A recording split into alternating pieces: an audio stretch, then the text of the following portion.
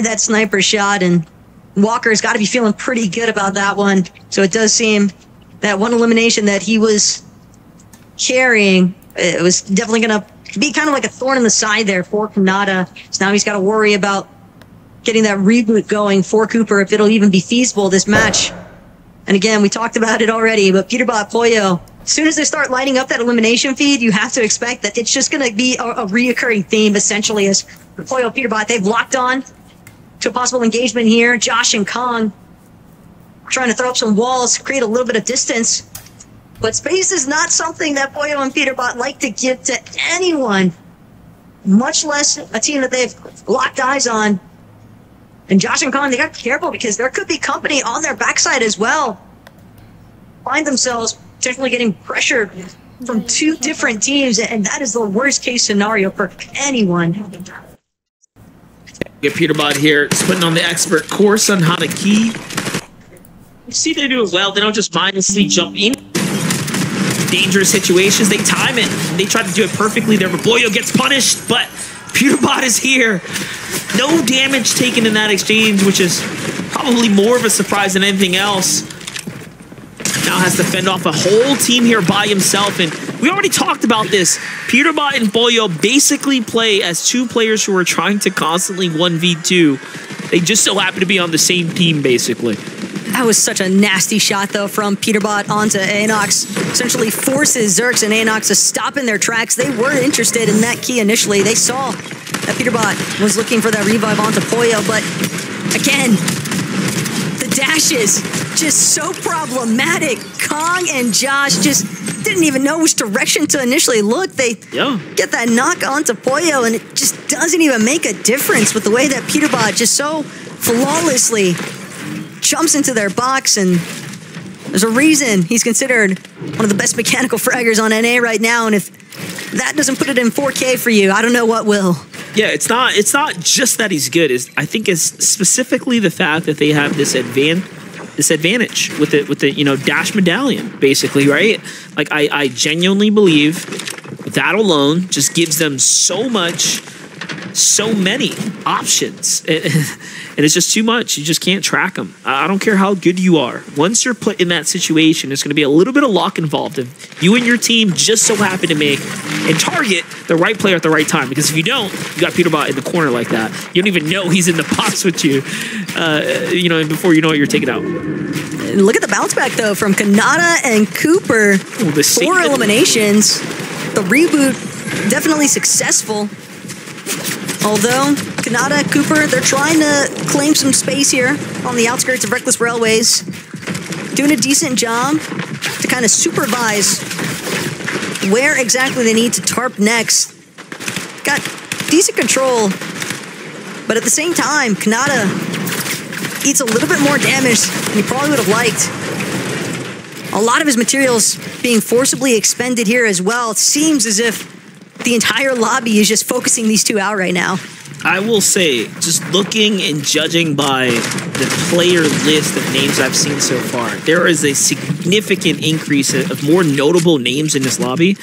And the fact that still we're jumping in with so many duos that have, a good amount of elims, for all things considering, is still, all in all very impressive. We might just see Peterbot and Pollo up against Cooper and Kanata right here. Yeah, they're trying to eliminate the distraction of the tree here. So options. They're looking around here. Is there threats nearby? Little do they know that team is under storm surge right there. You saw the bolts come down. You can tell Peterbot was looking for that headshot snipe, though. Won't find it just yet. But again, the aspect of agility just so problematic, and the moment we tap back in, it's going to be Walkers again, causing problems here for Cooper and Kanata. Unfortunate. This time he's trying to say stay down, but no, Walker's also getting punished in the process. Fat's going to get knocked as well. Meanwhile, Peterbot Pollo, they finally come to break up all this action taking place between Walker's Fatch, Cooper and Kanata. Pollo and Peterbot, they want the leftovers, and they might just get it at this rate. Pollo continuing to aggress into any box that he's got in front of him. Pollo's awareness is kind of crazy right there. He was fully focused on taking down walkers, and I think we've all been in those situations. You play with a duo and you're like, bro, I need your help, and they're like tunnel zoned, right? It's like they don't even hear you. But no, like Pollo stops everything he was doing on the dime, gets right back to Peterbot and supports him. I don't know what else to say. It's little things. I mean, 10 eliminations in this lobby as is. You've got to keep in mind, in their earlier game that we spectated, Peterbot already had more elims in that one match than all but one other team currently has combined. Impressive records and just an impressive performance. As Fatch finds himself as the victim there to Peterbot. Yeah, I guarantee you anyone on my friends list would have left me there and not. I'm just saying. I honestly, I think anybody would leave you behind if Peterbot is there. Probably. To be fair. Yeah, I would have been. Take a look at the front side of zone right now. Golden Cows here. Old Zone puts a monster shot down, but it's not enough to back him off. They're still there, still nearby. Danger lingering. 12 eliminations now for Peterbot and Pollo. Jumped away, we come back, and they're sitting on a fresh set of eliminations. Wings of Icarus there. I do wonder if Peterbot wants, but no. They just play so well with the fizz and the dash, and look, right on up into the territory of the opponents. No time wasted. Peterbot fails to jump, but Pollo's there. Pressure's already on. Other teams looking in now as well. Just look at the mechanics of Pollo as well. Even under the pressure of the server, we all know what it's like. It gets really difficult to do anything. They just make it look like they're playing on some monstrous rigs or something like that. Like if they're in a server of their own, it's crazy what they're able to accomplish here. And they just don't stop the pressure. It's just the fact that even with Peterbot and Pollo both eating tags, they don't stop. There's zero hesitation. The moment they go for height, they just fully commit to it. Zircon trying to do what he can to keep his duo's hopes alive here in this lobby. Finally gets a moment to try and pop that shield potion, but Peterbot again, 15, 16 eliminations now as Pollo picks up another one. It's looking like they want to break their own record of the day. Yeah, just before that, it was obviously Pollo on the run. This time it's Peterbot, who's definitely carrying the eliminations right now, but it's a joint effort. They're so good at individually keeping up the pressure, not letting it slow down for just a moment. Even the edits right there. Great angle there from Pollo. But positioning is going to be more important. Winning this game is still crucial here. So here, Peterbot jumps down. There's a couple tags there. Fizz as well.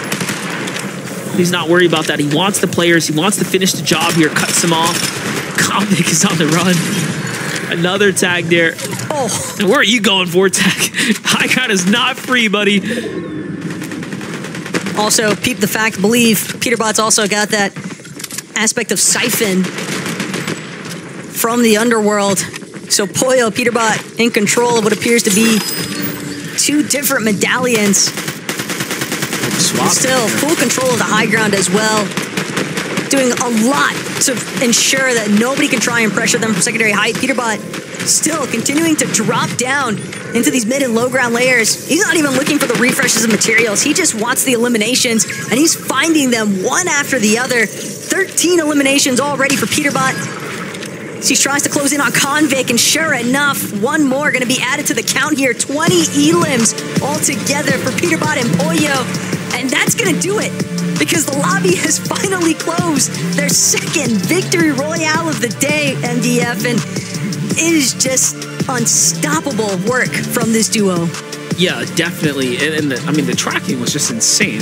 He knew exactly where these players were headed, and there was just nothing you could do about it. He checked every nook and cranny to find all those eliminations. They were determined, if you will, to get the 20 eliminations. Take a look at this right here. Sigma hops right on up to high ground and just gets deleted. These are eliminations that were missed on broadcast. And then, of course, the few that you saw, the tracking, the good work, and the continued aggression, even out of difficult situations, is just admirable and impressive, to say the least. And, you know, Peterbot and Pollo are doing exactly what we expect them to do. So I know Team Agent's happy, Exceed's definitely happy for the pickup in Pollo, and they continue to do it back-to-backs now. Zeke, I mean, what do you have to say about this? You know, I've got nothing to say. These guys are good. And what I think how we kind of shape this conversation is like, okay, we've established they're good, right? And this is something that we here on the desk are actually talking about between the games, right? Is it just the coin that's making them good? No, right? The coin is obviously helping them be better, but these guys are just that good. If no medallions existed and this was just a world where Peterbot and Pollo were just rolling around the map, the effect would basically be the exact same. Now, of course, that medallion helps them rack up more eliminations and helps them be way more aggressive. But this is only kind of amplifying what they are just doing by themselves. Yeah, I mean, if they weren't better than anybody else, right? And, you know, the medallion was really enabling them so much, and anybody could quote unquote do it. Let's not forget kind of the format we're playing right now. There are games going on right now that just simply do not have Peterbot and Pollo in it, right? It's impossible for them to be in every single game and to have the medallion every single game. So there are other teams out there, other duos out there that have the same exact equipment as them. And, you know, we're not seeing 20+ eliminations very often throughout this. In fact, I'm pretty sure it's only Peterbot and Pollo so far to actually drop those numbers. So on an individual level, as a duo, Peterbot and Pollo deserve all of the respect they're getting. And then right here, what is this? What do you mean you just bring out your sniper and no-scope somebody from like 50 meters away while they're flying through the air? Okay, Peter, okay. I just look at this situation that they're in. They're on high ground. Peterbot has one of the best loadouts that you could possibly have in the end game here. He's dropping down when there's still 5 other teams left over and just going for these eliminations because he knows even if he goes down, Pollo is a force to be reckoned with just on his own. It is absolutely insane what this duo can do. And it wasn't just the aspect of agility that they had. They also had the aspect of siphon. Yeah. I can't mention enough just how scary this duo is right now. 50 total eliminations, Zeke. 30 on Peterbot and 20 for Pollo. Oh my gosh. These guys are going absolutely insane here. And just think, this is just week number 1, right?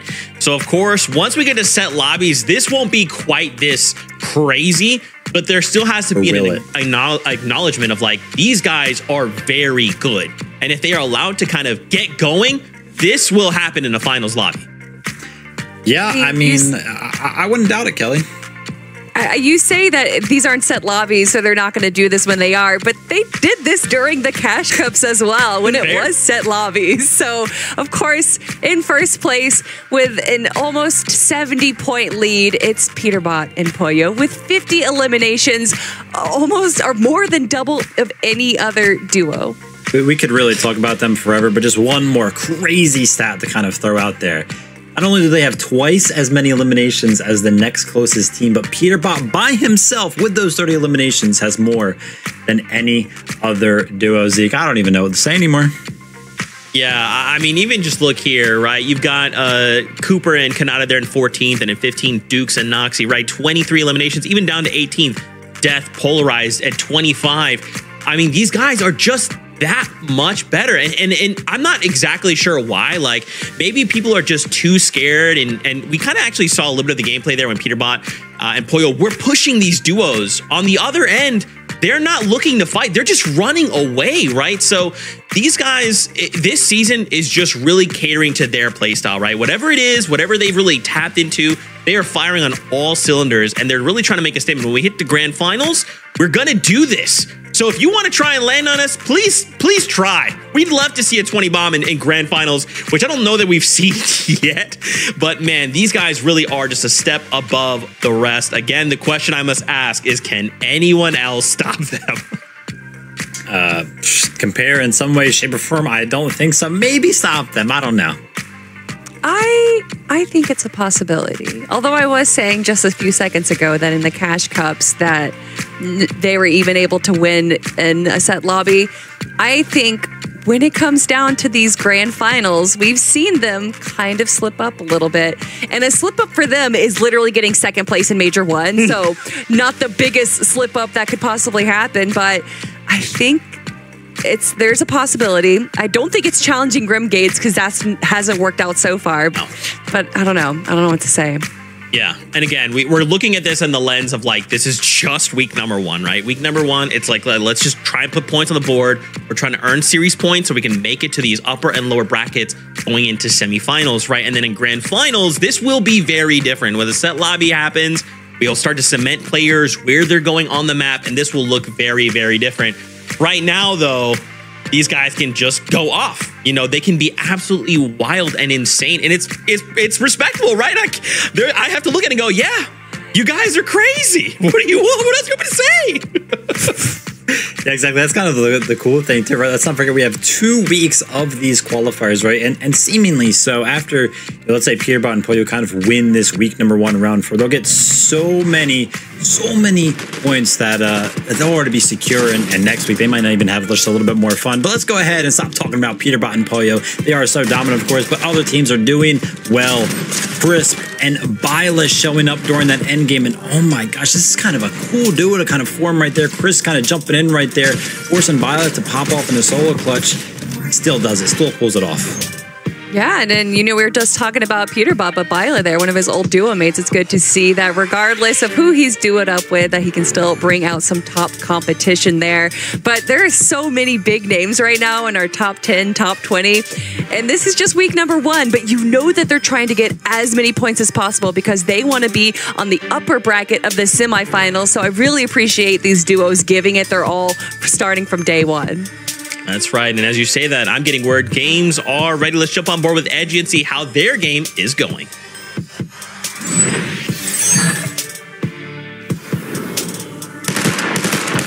Well, there you have it.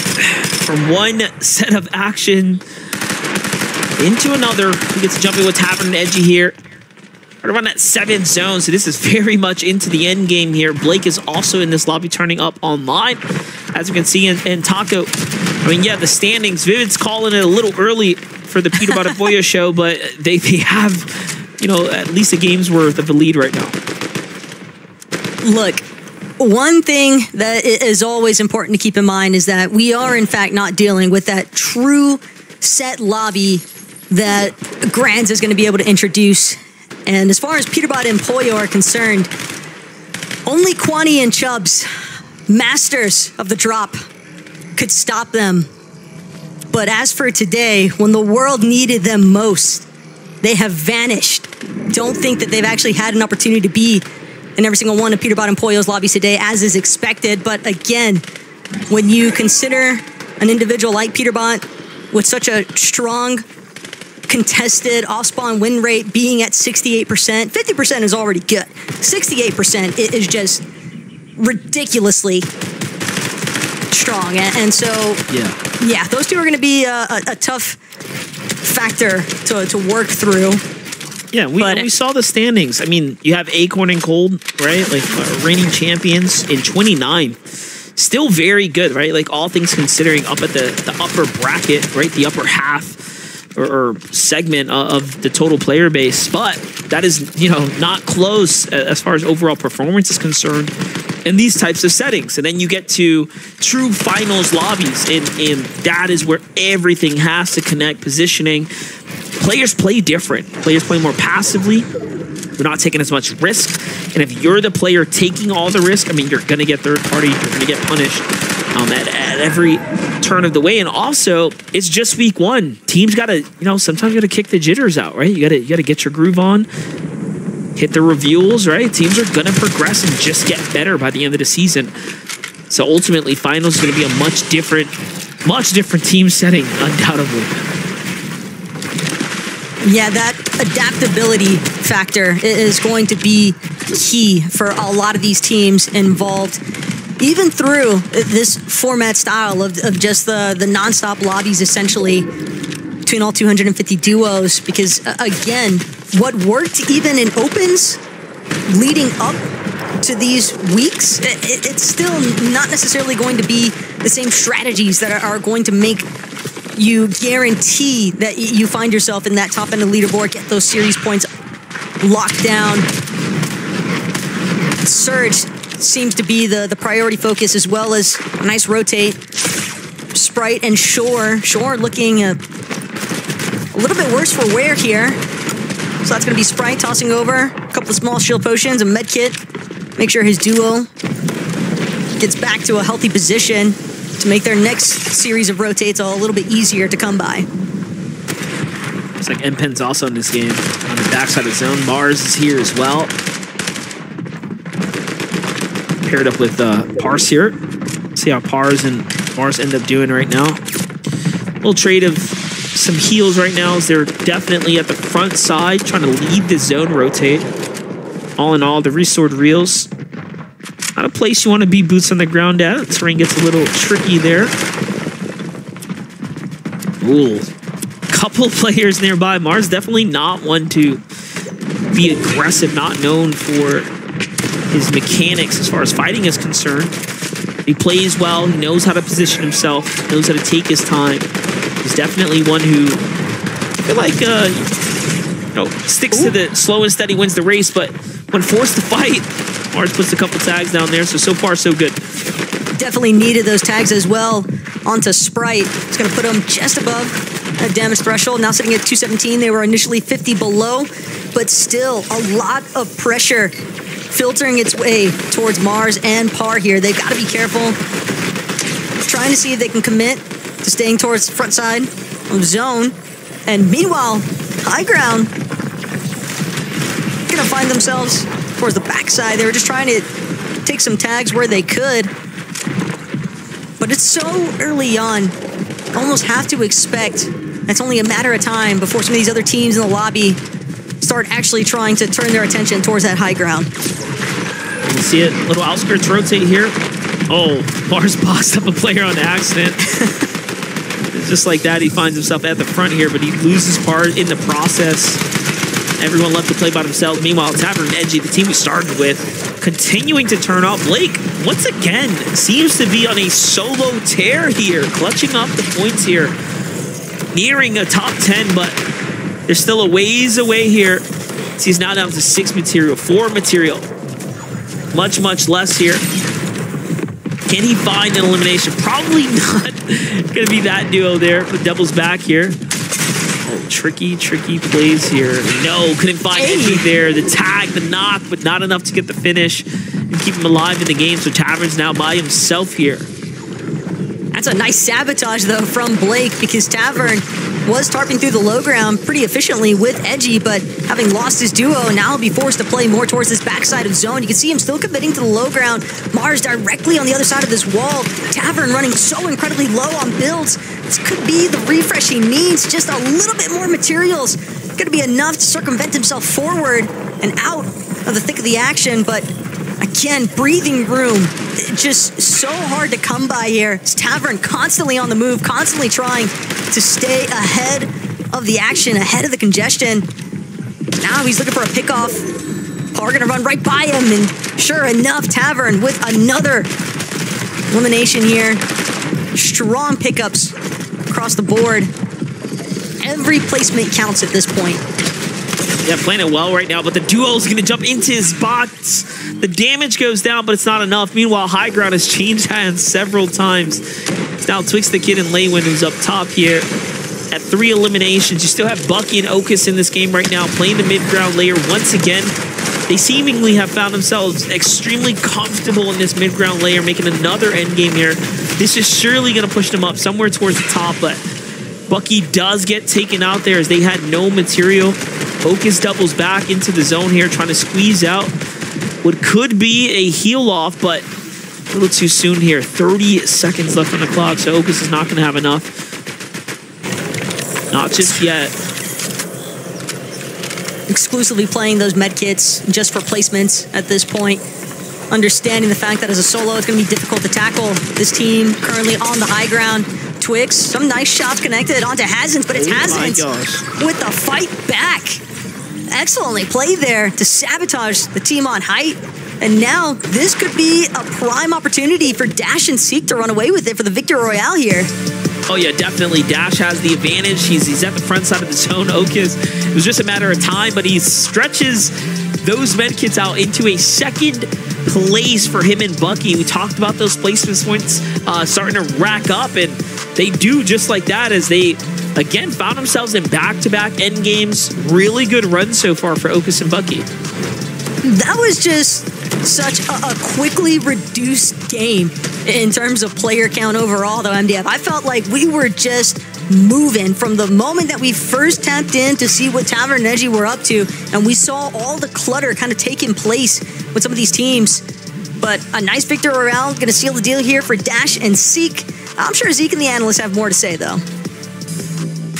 We sure do. Congratulations to Dash and C getting themselves a victory royale with 8 eliminations. I love that Monster D-Face called out that every point is so important, right? For these guys to get themselves that victory royale, to really kind of slow down the pace, especially as we're kind of talking about. Suddenly, we're just schmoving, right? You've got a ton of people. They're all trying to eliminate each other. They're all trying to make a play for this victory royale. But for Dash and Seek, they really slow things down. Okay, what do we need to do? We need to get this victory royale. This will potentially catapult us up the standings, right? Because we're playing for series points. So to see them get this victory royale, and with the 8 eliminations as well, you know they're feeling really good about this. Oh yeah, this game was a pretty wild one actually. You know, kind of jumped in, and during 11 zone, there really wasn't that many duos left alive. I don't even think 12 zone actually fully closed before we had an opportunity for this game to really close out. But Seek and Dash just taking full, just seeing that the high ground team was getting beamed. Of course, they had no mats up there. It was Twigs getting beamed by somebody who was actually playing Halo on the backside of zone. Saw that they were getting damage dealt to them and just went up and stole the victory away. Yeah, and I feel like Dash and Seek deserve a little bit more credit than we tend to give them. They did get 15th place in Major 1, so this is a duo that's stuck together and definitely has a strategy going into it. Sticking to the low ground here, able to kind of pick off these players that are dropping down unbeknownst to them, kind of like one of those trapped spiders that just waits for someone to drop into the area and grabs that elimination. And then they just kind of play it smart from here on out. They know that it's going down to a heal up, so they go look for where the other player is, and they're able to convert that into a victory royale. You love to see it. Let's take a look at our standings. I want to see how things are shaping up now that we're about halfway through the competition. You've still got Peterbot. You've still got Pollo up there. They are still doing awesome things. But let's start going kind of down this list. We've got Clicks and Epic Whale. We kind of touched on them a little while ago. But look at Acorn and Cole there in the 3rd place. Really displaying like, hey, we've won last major. We're here to try and, we don't need to win. We're already going to globals, but we're going to make life for everyone else quite difficult. Yeah, great to see Seek and Dash actually, you know, top 10 right there, 8th place after that game. And, you know, shout out to Clicks and Epic Whale right now. They're playing really, really consistently. Probably the most consistent out of any duos. A 2nd, a 1st, and a 4th, Kelly. They're looking to do just a little bit better than they did FNCS last major, right? But it's going to be hard to kind of top that 4th place. Yeah, I love to see the differences between Peterbot and Pollo versus Clicks and Epic Whale when it comes to their points, and I'm excited to see how they're going to do in the next game. Well, guess what? We've got a treat for you guys. That's right, we're going into our next game locked in on Peterbot and Pollo. So let's see what this game looks like from their perspective.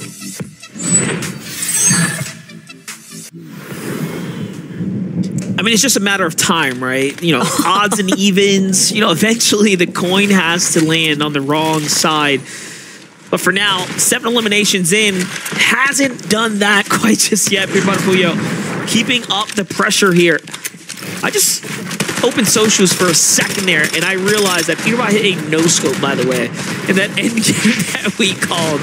With the sniper from like 4 or 5 tiles up, he hit a 303 headshot while cycling through his shotgun here, and it looks like he's trying to do it again, Taco. It's almost effortless for Peterbot and Pollo at this point. He's like literally trolling at this point. Every single time, though, that we tune into these guys' perspective, I'm less looking at what Peterbot and Pollo are doing, and more so who the victims seem to be. And right now, it's Sandler and Jay Sick trying to do what they can. But again, Peterbot takes the wall, instantly dashes in, and just obliterates Sandler. Now, Jay Sick forced to fend for himself, but he won't be left for much longer. It's another 2 clean eliminations here for Peterbot and Pollo. Max mats. I mean, you couldn't possibly ask for a better loadout at this point. And looking at some of those teams that are kind of sprinkled throughout Mount Olympus, have to expect that that is exactly where Peterbot and Pollo want to be next. It's not even about getting into zone at this point. It's just it feels like they just want to keep establishing records for FNCS in terms of eliminations. They're playing a different game. They can't have that like dash. They just can't. Like it gives them too much of an advantage. That right there just shows you how fast they can close a fight regardless of what. Cooper and Kanata on the move right now here, trying to make up for the downed times we've seen them here so far. I mean, they've had decent performances. Nothing extremely standout just yet caught on broadcast. However, they are still floating upwards on the standings as far as overall things are concerned. Not great, but not bad.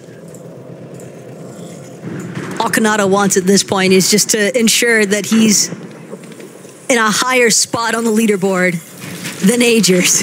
That is, I always love lurking a little bit of the Kanata streams. He absolutely goes crazy, high energy throughout. But I do think it is rather hilarious at times. We all know, especially if you've ever been blessed enough to watch a Kanata interview, how funny that guy really can be. But definitely a lot of focus towards placements for more reason than that. They obviously want to try and secure themselves a good amount of series points leading into next week and the weeks soon to come.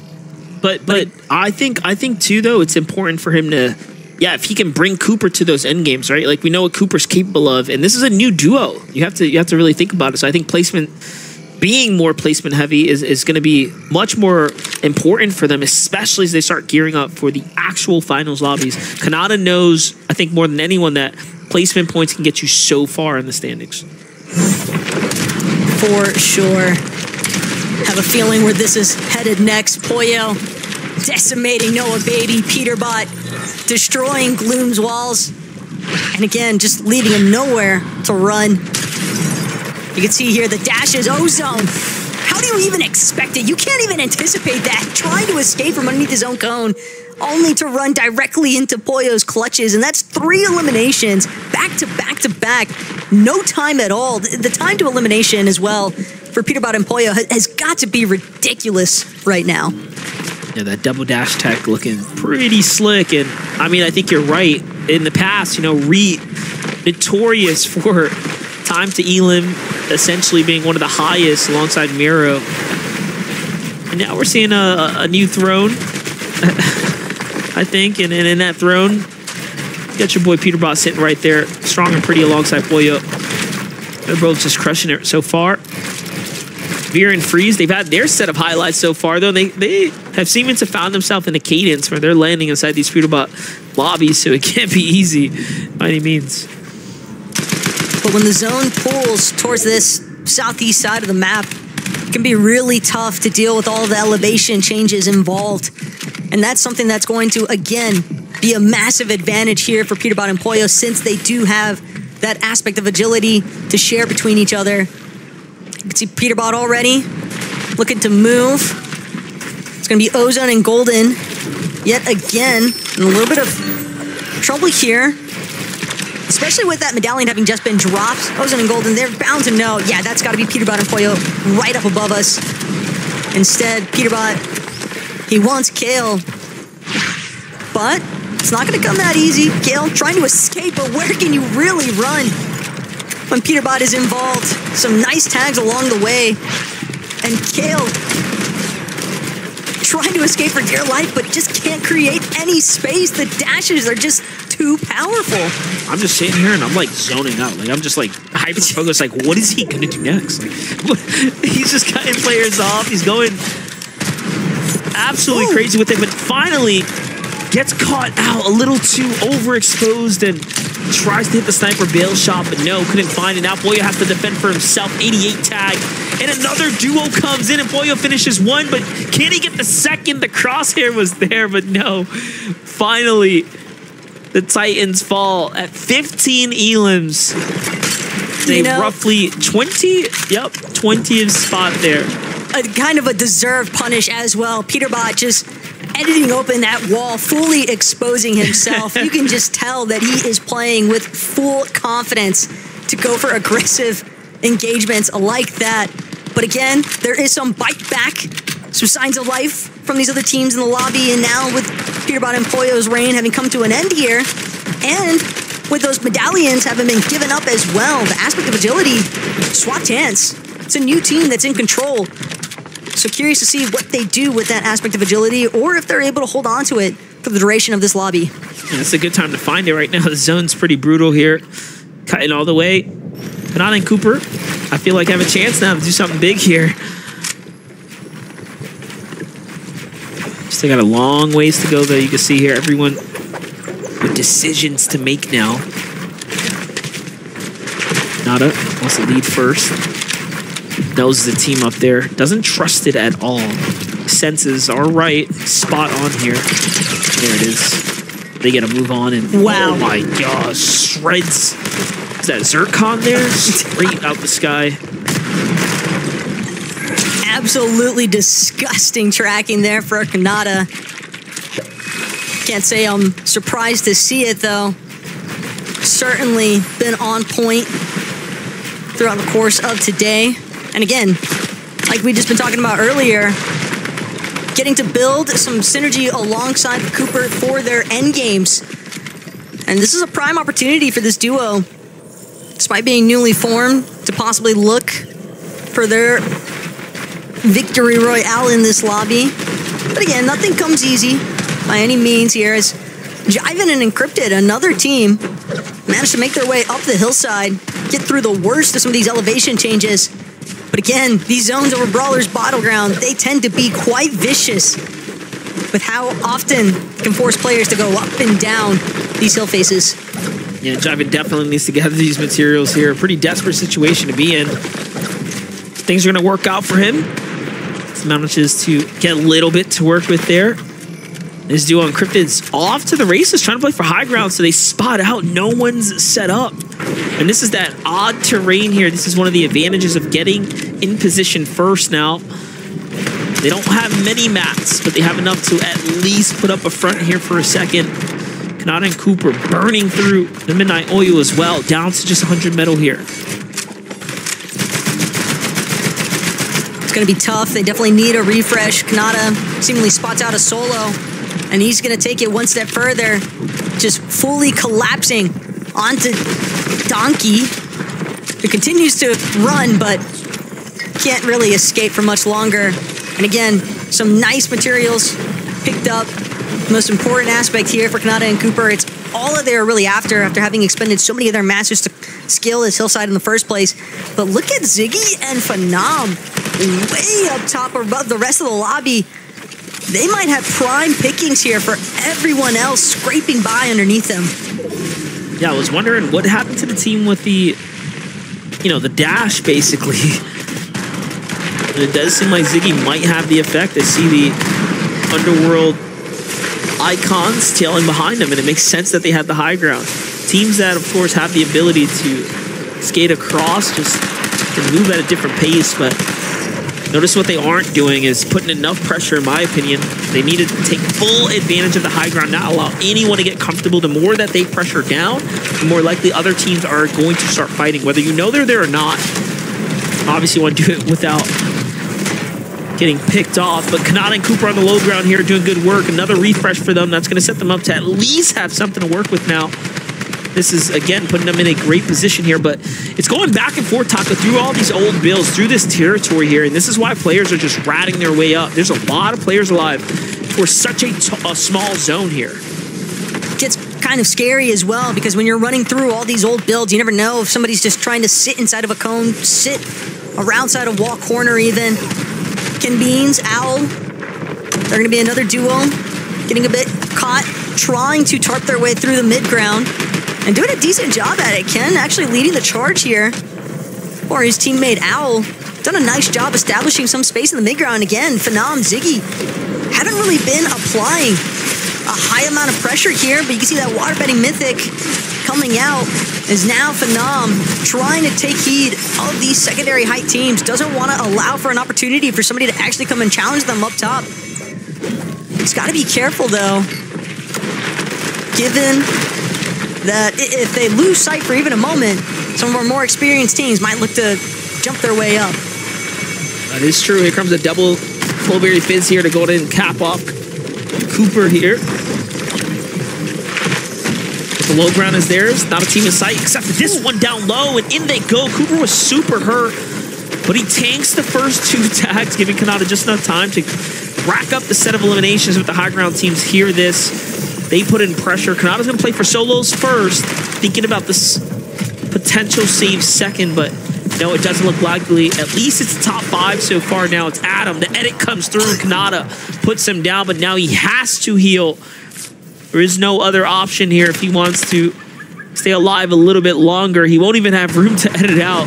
This will just be all she wrote here for a second. Meanwhile, Phenom has, I'm not even going to do the math, a lot of chug splashes and a couple bananas in the inventory. And there it is. Doesn't even need to eat him. The splashes do enough to allow him to win the game there. Ziggy and Phenom, they seized their opportunity. Peterbot and Pollo, when they were initially getting pressured, it was Ziggy and Phenom that were one of the teams to instantly pounce for that third-party opportunity, and it paid off dividends here at DF because you could see that aspect of agility allowed them to control the high ground for basically the entire duration of these final zones. And with 15 splashes, Phenom just taking his time, dropping all of them. But that's going to be a W secured, and we've got the analyst to break down the rest. My gosh, Phenom single-handedly cornered the market on every splash in the entire game and said, this is all mine, and I have 3 bananas as well. I mean, there was no losing that heal off. There's just not, I mean, I guess Storm Sickness could have played a part, but that's not what we're here for. We're here for Victory Royales, and for them, they picked themselves one up, especially now as we're starting to kind of hit the tail end of the competition. This is kind of where these guys want to be, right? This is a huge point boost for them. Yeah, definitely. I mean, nothing like winning a game, boosting yourself up. And as you can see right there, 125 points, taking into consideration, you know, around 64 points for a win right there. It's going to be a majority of their points definitely coming from this game right there. So a big swing for them. And as we know, Kelly, every single placement in these round 4s matters a lot, right? Because you know, you just want those series points, and all those placements that you can get definitely bump you up. Yeah, and it's good to see the water bending coming out there and showing up a little bit. I know that we got to see that in the EU, but for the first time we got to see that here for NA Central. But yeah, the splash is there at the very end, and they barely had to use any of them. But I love the preparation. They're understanding what the meta is, especially for these open lobbies, and they're setting themselves up for victory. Yeah, I do want to kind of like hype, or rather focus in on for a moment, is Kanata. I was curious to see how these guys have performed on the day, especially kind of with this recent change up, right? But I feel like these guys are really starting to, you know, figure out what they're all about, you know, especially when you're kind of changing duos, potentially like week to week. There is kind of this synergy you have to build up. And for me, the question mark was like, okay, you're leaving Miro for Kanata. Like, is that going to work? And I guess the answer is yes. Yeah, that's what's so tough about forming new duos is, you know, you kind of have to learn what your duo is really capable of. Of course, we know that all of these top tier competitors, they are capable of a lot. You just have to kind of like fine tune, okay, what can I trust my duo with in certain situations? What can I kind of expect from them? What do they kind of like to do in certain situations, especially when making IGL calls, right? So it'll be a little bit of a learning curve for Kanata and Cooper, but you know, lucky for us, this is just week 1, qualifier 1, Kelly, and this is a long ways away before we actually are in FNCS finals, so they have plenty of time to fine tune. Yeah, and even though we're saying that they're, you know, not performing to what we can expect them to, they're currently sitting in 5th place right now, and they haven't placed below 19th at all. So I think we're just kind of missing the games that they're in because they're doing a pretty good job right now. Although when you have teams like Peterbot and Pollo who still sit in 1st place, pulling out multiple 20 elimination games, it's kind of easy to overlook all these other duos, but we can't put them down. A lot of these other duos are competing incredibly well and making sure that they get enough series points to set themselves up for the semifinals. Because as we know, in Fortnite, week 2 could be something completely different in the open qualifiers, and a lot of duos could potentially not even make it into round 4.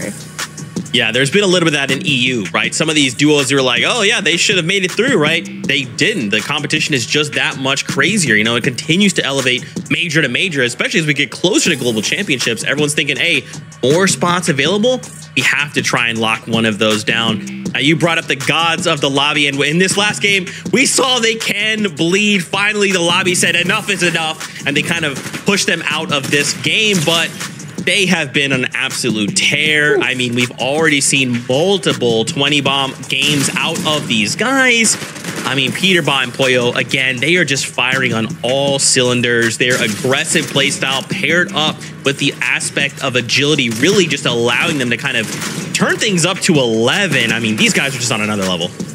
And speaking of 11, I was actually, I was messaged in 11 in between games right there while this was going on, and he was talking about the aura that kind of Peterbot and Pollo have on the NA region, right? The reason why they're able to maybe dominate some of these fights so easily is because people respect them enough to know that they kind of like can't win fights or against them, or it's not in your favor to actually take a fight up against them. So whenever they see somebody kind of dashing towards them and mechanically a little bit, above the rest of the competition that they're used to seeing, maybe they're kind of like saying like, oh my gosh, this is Peterbot and Pollo. Like, we got to play a little bit more defensively. We're scared now, right? So they kind of have that aura, the danger zone, you could kind of call it, that's kind of implemented into everybody else's minds.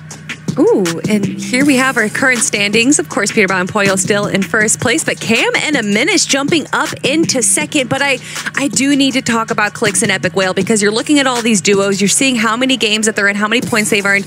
Clix and Epic Whale have only played in 3 games right now. They, like you said earlier, Vivid, they've gone a second, a first, and a fourth, which makes me think that they're making it to the end game to another game. So compared to Peterbot and Pollo, who've played 5 games, or Acorn and Cold, who's in fourth, who've played 7 games, I really think that speaks to the ability of Clix and Epic Whale. Oh, 100%. And yeah, the fact that, they're still in that game right now, you consider the fact that they may actually win that game, get a couple of eliminations, they could go up about 100 points, and then they would actually overtake Peterbot and Pollo for that top spot. So that would be very, very cool to see coming out of them. Yeah, these guys definitely have the potential. I mean, even like what you guys are saying, they've not dropped the game outside of that top 5th, right? So they are really focused. They really want to be not only placed well here, but they want to be consistent, right? They want to prove that they can be consistent as well. Here's a look at our second page. Bucky and Okus right there holding down that 11th place. But look how close, right? We're starting to get into those finer margins a bit.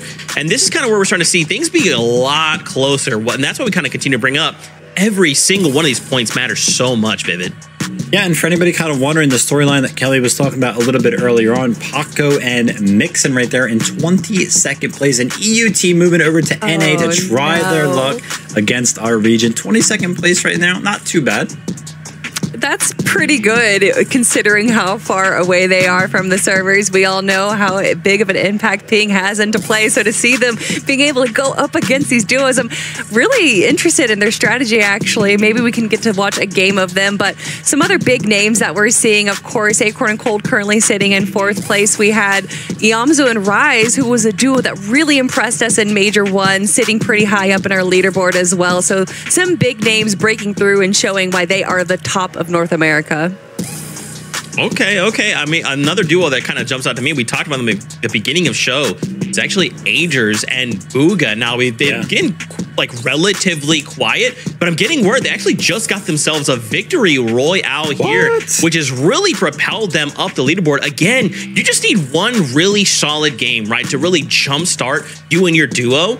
Because again, we're playing for a couple of weeks. We're playing for these series points. It's about being consistent. How well can we kind of keep this moving to keep finding ourselves up these placements? Yeah, I guess everybody was kind of talking about, why is Booga going to go ahead and select a new teammate? Of course, maybe looking forward to global championships. Maybe not feeling too confident with Aviv as a duo, even though they did well in Major number 1. So the fact that Booga and Agers might be picking up speed here in Qualifier number 1, I think that's a good sign. Yeah, it's wild how these duos will dominate online, and then once they're put into an environment that is so stressful, such as a tournament where there's thousands of people watching you live, people cheering and screaming, and that's when they seem to fall. So a lot of these duos that might not be the best when it comes to online tournaments can really shine when it comes to these LAN events.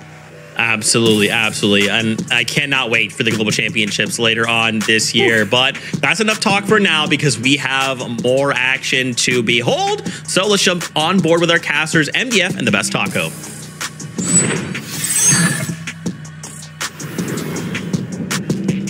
That's right. We get to jump in with Man City's Cold and Dignitas Acorn here. The 3X himself already on the move. It seems like we're over at the Grim Gates.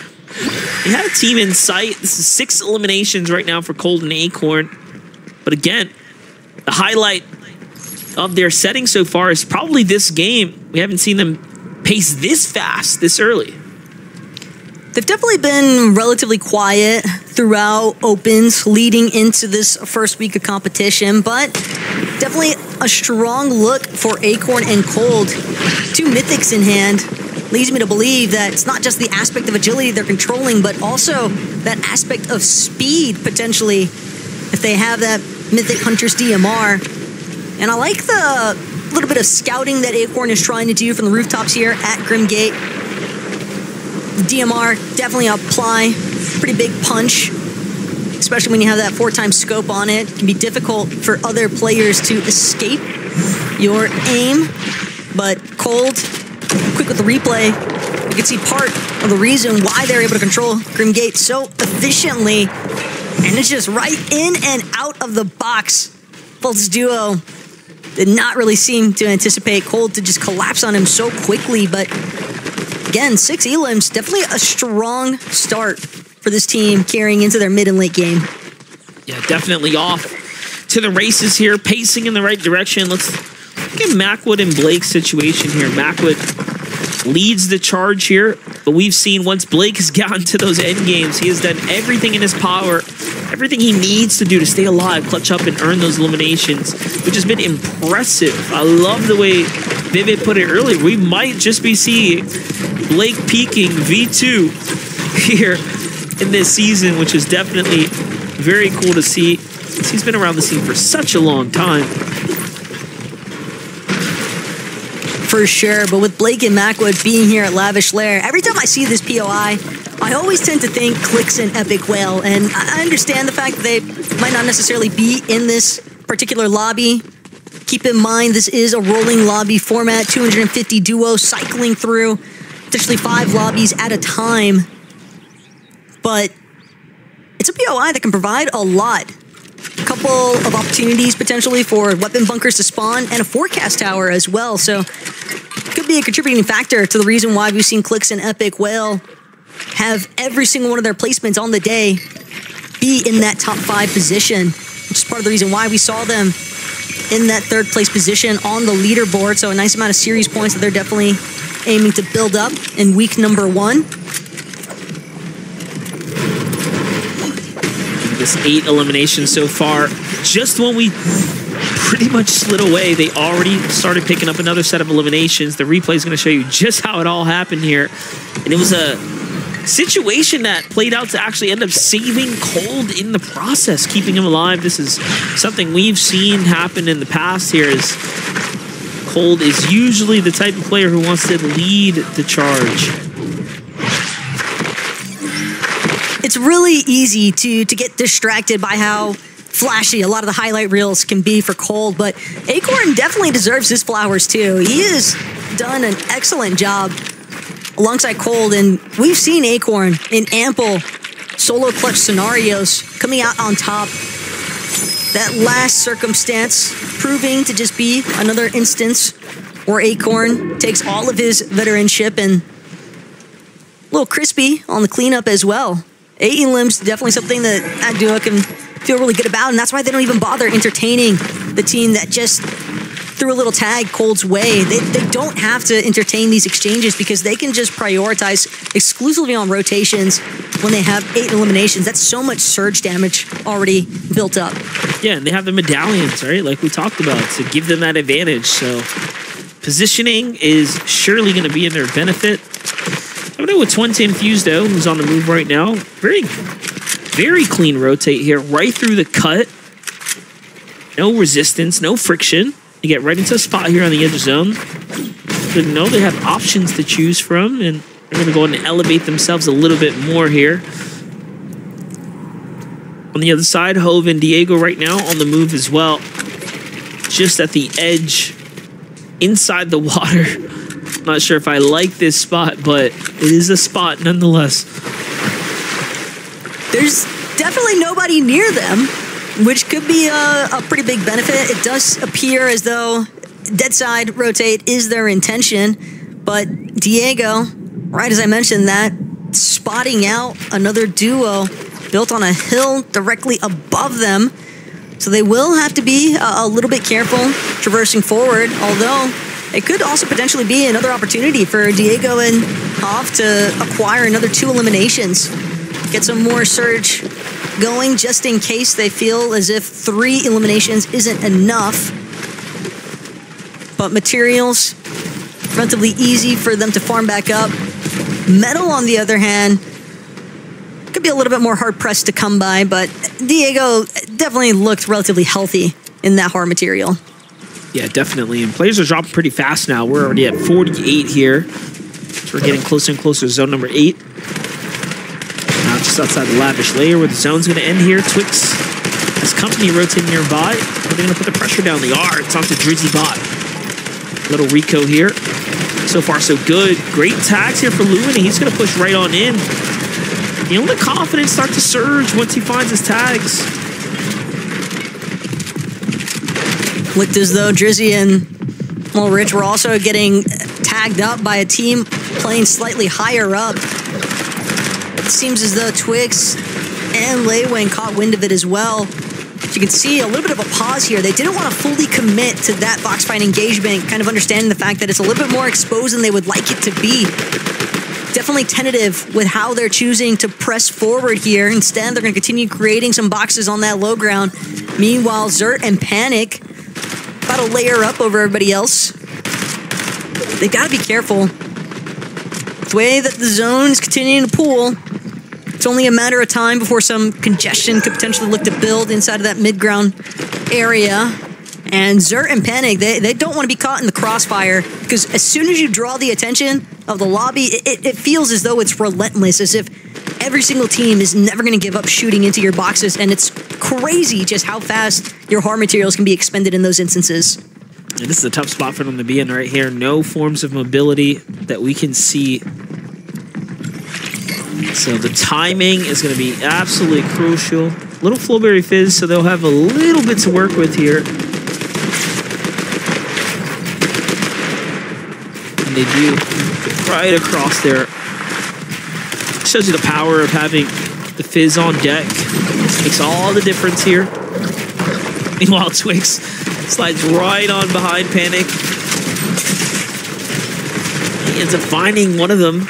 There goes the full elimination. It's a great, great pickup there for him. But at what cost? The med kits will be expended. Fortunately, still has one in tow. 80 Fizz to work with as well, but the Flowberry Fizz, that secondary pickup, definitely a huge swing there to help them keep propelling their game forward. One more time, looking at Diego and Hav. Looks like they could be caught in a fight here. Recognize the fact that Wiz directly underneath them, but no, instead, Diego gonna take his time. Gonna opt to build up instead. Wants to try and use some height leverage over everybody else on the mid and low ground. Back on with Colton Acorn on the low ground here, doing well. Using the eastern side of the zone here to move out. And the options to pick from, all the luxury of time to do it as well. High ground shot shows you that the west side of the zone was completely empty here. Void takes full advantage there with Ralphie to get a clean rotate. Meanwhile, Colton Acorn dash across, so that might be just it for their underward dashes, but here comes another fight. Trying to push up to 10 eliminations here. Anything is possible, but there's a lot of players alive. Went from not so stacked to extremely stacked here. Over 30 up in the game here. So we're just in zone number 9, so it's gonna start looking extremely congested here. Those players on the low ground as well. It's the fact that Cold was potentially looking for a quick scope opportunity on some of these teams that are looking to try and rotate through these low ground layers. And again, these underworld dashes just saving Cold and Acorn so many of their materials and giving them such effortless rotates in the process, something that Zert wishes he could have. But that's going to be one more elimination added to the tally count here. Cold and Acorn just shy of 10 eliminations here, sitting on 9. There he goes, cutting all the way across here. It's allowing him to make it look nice and easy. And And of course, it's the medallion giving them all the advantage now. Diego and Hove, all that slow play ends up playing out well for them as they have control of the high ground here. For now. Very comfortable. Yeah, I was going to say very comfortable so far, but you have a team like Acorn and Cold who can dash their way to high ground off the Flowberry Fizz. I mean, anything is possible.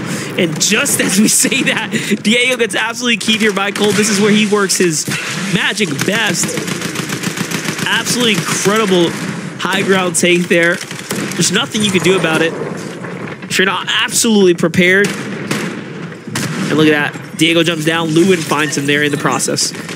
Everything about Acorn and Cold's positional status on the low ground was a certain indicator that they were just waiting for a prime opportunity to seize the high ground. It is just so difficult to keep tabs on a team that has that aspect of agility to prevent them from just immediately pouncing on your head like what we just saw Cold and Acorn do. But Eclipse, Magana, doing a decent job here, trying to apply some tags, get a little bit of damage going on to Acorn, but it's going to be Cold, alleviating that pressure, flanking from the backside, diverting the attention now. Eclipse and Ghana, they're not going to be able to find any further opportunities onto Acorn. Instead, it's going to be Ghana turned around on by Kaizen, and that will spell the end for his duo as well. Eclipse as Cold does it one-man show just about, but keep in mind, Acorn still making the pop-offs at the end there as well. Cold just playing Disorienter on the low, and a nice amount of eliminations between the two of them with 9 and 8 apiece. Yeah, they rocket their way up to a 17 elimination victory royale out of nowhere. That's definitely going to put them back in the conversation. I think they were one of the few teams, too, that were running through a fair amount of games, so they needed a big one to really solidify themselves up towards the upper half of the standings here as we start inching our way towards the overall points in the leaderboards. But take a look here.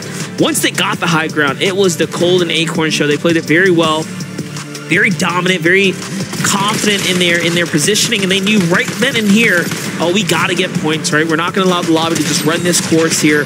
We don't want to do any heal-offs. There's no reason to get the points, get in and get out. And just like that, Acorn and Cold find themselves a great victory out here on the platform. So Zeke, catch us up with the numbers here now.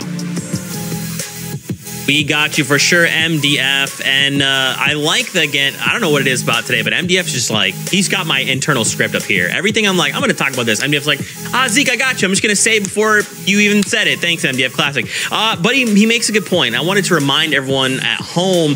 So we had like a window to play games here, right? So you either could play a set number of games within that window, or as many games as you could within that window. So, right, we kind of talked about a few duos like, hey, they're going to max length games, which means they're not going to get all of the number of games possible within that window. For Acorn and Cold, they've already kind of gone through some of their games, so they did really need a really standout game to kind of just make sure we've got these series points on lock.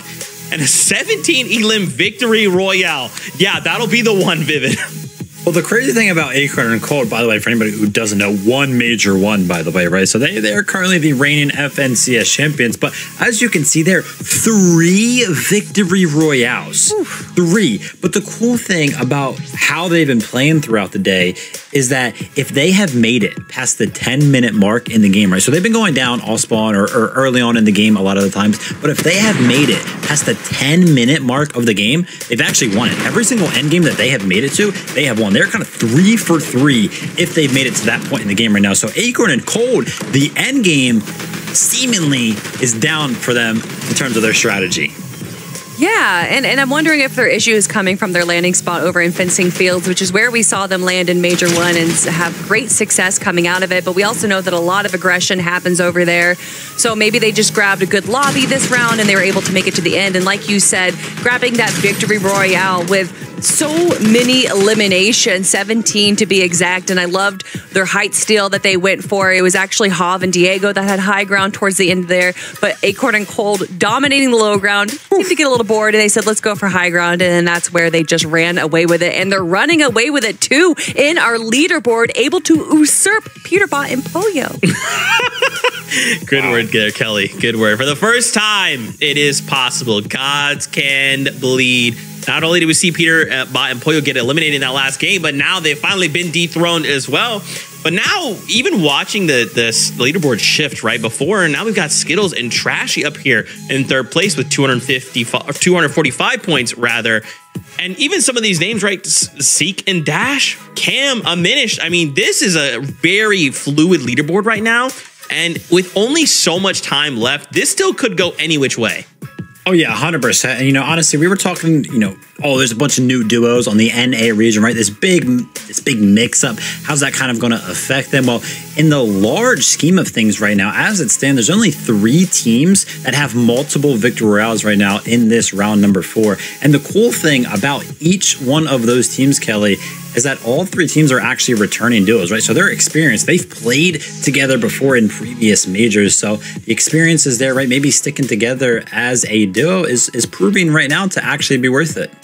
I mean, we know how big synergy has to play in these competitions. I mean, just look at our top 2 right now. Acorn and Cold and Peterbot and Pollo sticking together and sticking strong. And I'm excited to see how they're going to do in our next game. That's right. Well, guess what? I've got a surprise for you all. Clicks fans, rise up. As we move to this next game, we're actually going to be jumping on board with him and Epic Whale. So, casters, take it away.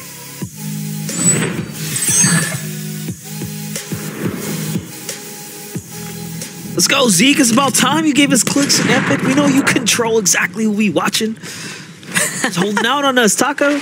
He's going to start getting so many tweets now just for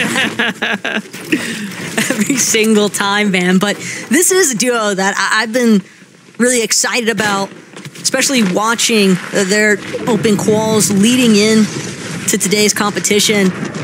Because Clicks and Epic, they absolutely love playing for the weapon bunkers. You can see they were already previously poised in a prime position for it.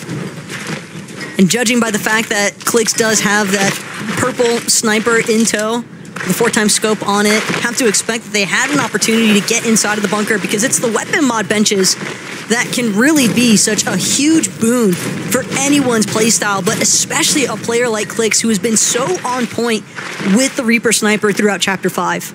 What I like about what this duo is doing is they're taking every game extremely seriously, optimizing the amount of placement points.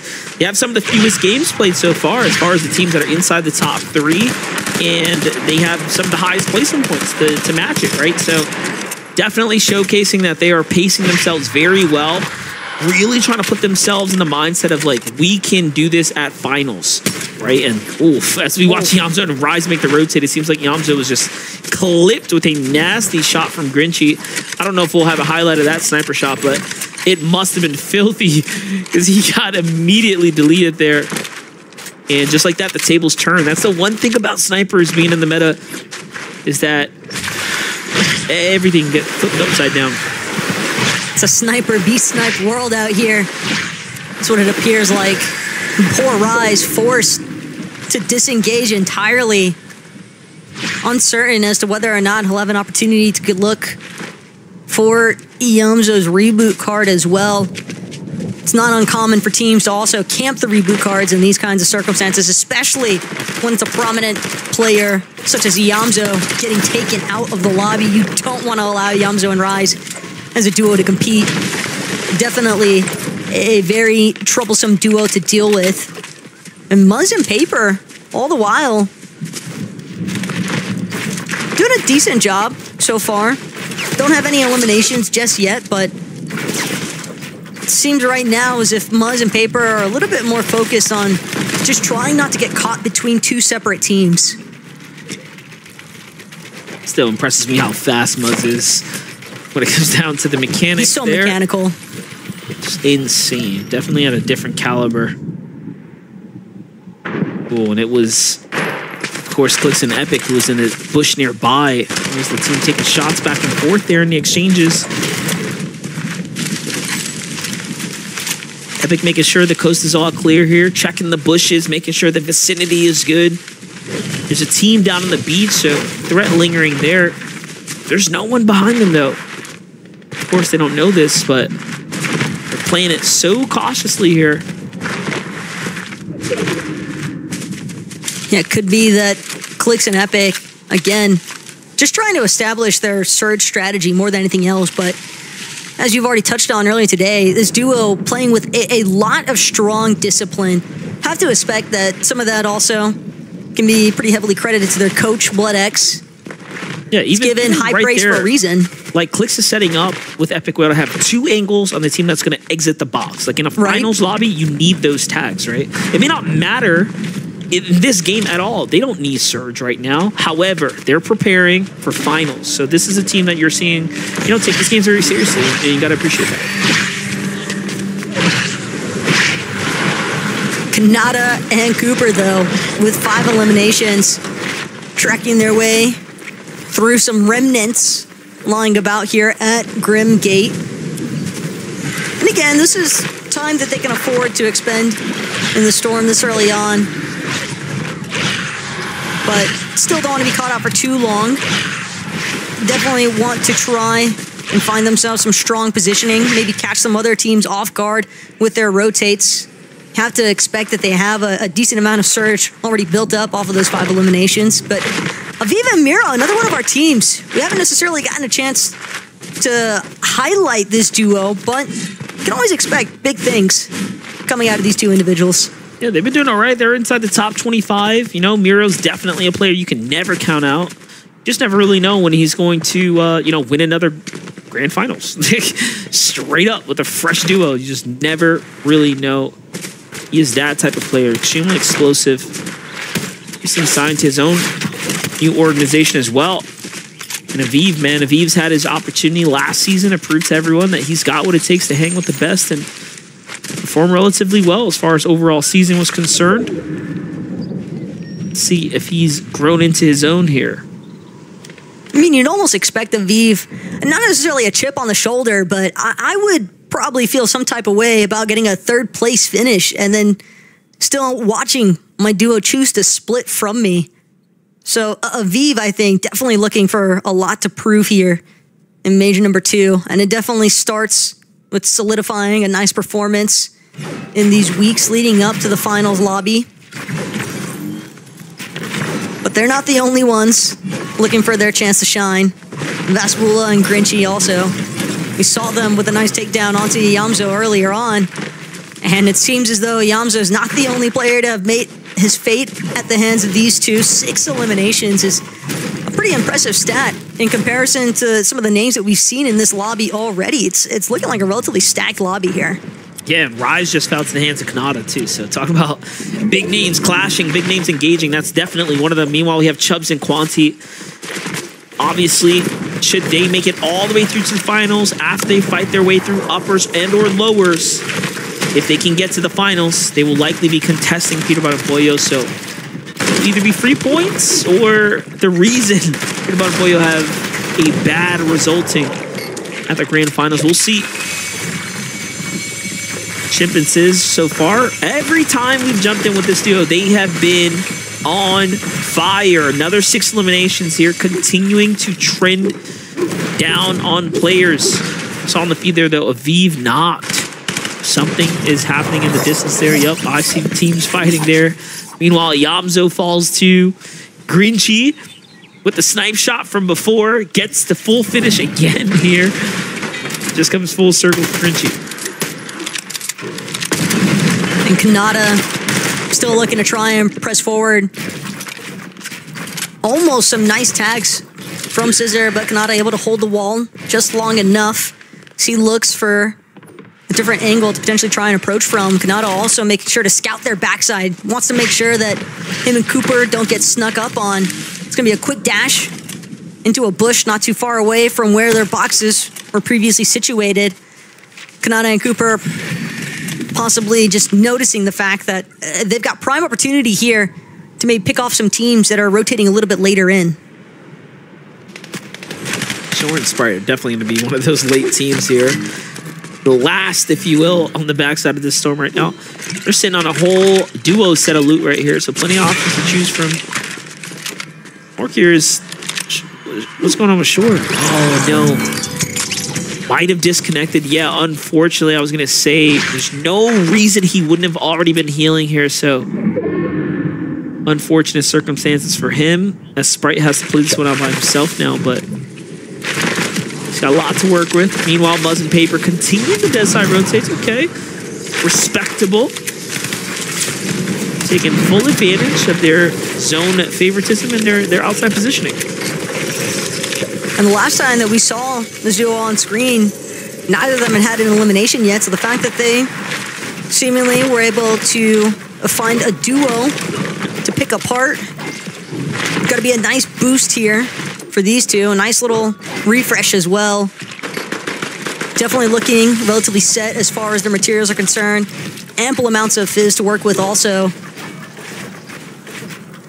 Decent weaponry loadout too. And you can see though, so many teams stacked in front of where Muzz and Paper are situated at. It's going to be a tough trying to break away from all that congestion building on this west side of the zone. And fortunately for a lot of these teams, zone pulls directly next to them. So players are probably going to get very active as soon as these rotates actually start happening. Yeah, but this is going to go up and over, so players are going to have to start playing for some elevation here shortly. You can see some indestructible structures just nearby. Positioning is going to mean everything right now. Fixing crew down low. So that's going to play out. Ooh, okay, so they're baiting all the loot right there. In fact, they're greeting for it. Okay. Is that worth it? That's what I want to know. Tags are coming in now. Much worse position than they were in before. But they just have so much materials to work with. It doesn't really seem as though it's impacted their game in the slightest. If anything, Clicks gonna pop those 2 small shield potions. Shield potion now can carry Flowberry Fizz, and Clicks and Epic maybe we're anticipating a little bit more reward for that exchange. I think they saw the mythic banana and they thought it was a medallion, and that was probably why they felt so hard pressed to push over. If I had to guess, right? Because they had plenty of material, they had heals. At least there was a full commitment, right, to that progression. They didn't hesitate. Hesitation can often lead to finding yourself fully eliminated. And again, it's still a little bit of materials that they were able to pick up, so didn't really lose anything for it, fortunately for them. Paper having found yet another elimination, though, and you can see it right there. Quick stat, in case you missed it earlier on. Happy birthday to Muzz. Happy birthday, Muzz. The 3X in the flesh here. I love it. Little stat coming out for him. Someone should clip it and send it to him. I'm sure he'll appreciate that. Yeah.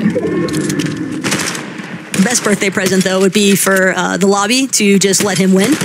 Guys, anybody? Cooper? I don't know about that one. Cooper seems pretty determined to hold the high ground right now. They single out the next zone here. He's clearing the way for Muzz. Someone pushes up. What just happened there? Tags coming from down low. For a second, I thought they were being fully contested, but that's not going to be the case here. This immediately builds up as well. Cone's going to provide some nice coverage. Paper, Muzz. One more elimination added to the tally. Make that 2 as Muzz found one as well. 4 in total here as Paper just aggressively tarping forward through the secondary height. Trying to close the gap, I believe, and work his way directly underneath Cooper and Kanata to possibly look to challenge for height later on. If anything, it'll force Cooper and Kanata to possibly over-peak. Same mentality here for Clicks and Epic Whale. So they're going to take their time, and now it's the height challenge that they're after.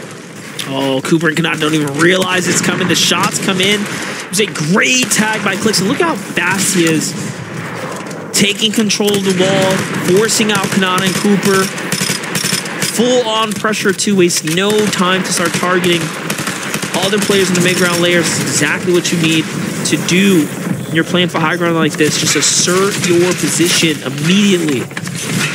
There it is, shots from up above. This time it's Skittles, but still. It has begun now for Clicks and Epic Whale to possibly pick up a second victory out here. But again, Cooper, massive blow. That tackle down from height. And Kanata getting picked off in the process here. It's Cooper trying to get the solo performance that he needs for those additional placement points, but he doesn't have any heals left. Running solo on builds as well. He needs a refresh, and he needs it now. With only about half of his HP to work with, it's going to be tough to come by as Paper Muzz seemingly taking over on the low ground. Right as I say Paper. that, massive shot though. Oh, he's still going. Still going. Find the tags, but no, Paper's going to get traded out. Muzz, can you hit the shot that matters? He does get finished off there. It's still well within the top 10, so great placement points. Meanwhile, Clix and Epic have all the runway in the world to work with here, but this high ground is coming straight off the edge of this cliff, so this is going to elevate the distance from height, making it a little more dangerous to hold that position here. We'll see. Meanwhile, Chubbs versus Plague down low. Ooh, how did he turn that one around? I don't know, but he gets the points in the process there. Meanwhile, Hazens and Bajia Jr. trying to work their way for a 10 elimination game potentially here. This is a great, great game for them. Racking up big points here. Seek and Dash are as well. And again, Dash gonna watch as Seek gets eliminated right in front of his eyes. Now playing way outside of zone, just looking for the med kit on placements. Clix and Epic, on the other hand, still in full control of height, just spraying down the teams on the low ground. Probably only a matter of time, and sure enough, Clix gonna drop, gonna look to try and play Disruptor. Epic well right next to him. These two were just playing side by side. And it doesn't appear as though their streak will be broken. This is looking like their lobby to win. Clix looking for the final player. Ooh. And sure enough, he finds it. A nice victory royale, keeping their top 5 performances of the day holding strong. You just love it when it ends on a nice, clean tag like there. Hunting someone down, breaks the wall, doesn't miss a single beat, and hits the shot. And Clix and Epic Whale get their, what's that? Is that really their second victory out already? We've seen, just when you look at the leaderboards, the placement points that this team has managed to maintain throughout the couple hours that we've been covering all these games, and now we jump in with them and watch them win a game so effortlessly, it almost seemed like. But you could tell it was about executing at the end. They did take that high ground. Well played for Clix and Epic Whale here. So send on over to Zeke, Vivid, and Kelly to break it all down.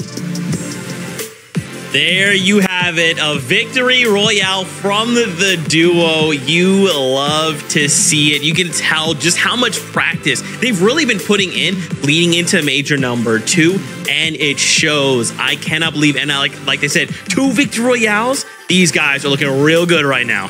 Another duo that is returning, of course, getting multiple victory royales on the region. And you know, this is typical of Clix and Epic, where what we saw all last major in those FNCS finals was the constant attempts to go for high ground, the constant attempts to hold it, being successful this game, of course, taking it a little early and still being able to actually find the opportunities to go get those refreshes, right? That's kind of what they were searching for in finals last major was, hey, listen, you know, we want to go up the height so that way we can actually find refreshes. In this game right here, they were able to net that refresh, drop down, get a couple of eliminations, find the mat so that way they can stay up on height, end the game cleanly right there, Kelly, with a win. I mean, just as you were saying, in Major 1, we saw them go for height time and time again, but a little bit early for our liking. Here, they went around Zone 10, and that seemed to be the sweet spot for them, taking down Cooper and Kanata, stealing that height away from them. And then from there, it was just easy pickings. They had great heals on Whale, whereas Clix was able to jump down, grab as many as eliminations as he can. And although it was 5, the placement is what we're looking at here. And although they did break their top 5 placement, they did get 12th place last game. Their average placement out of the 5 games that they have played is 4th. It is absolutely phenomenal to see this duo doing so well.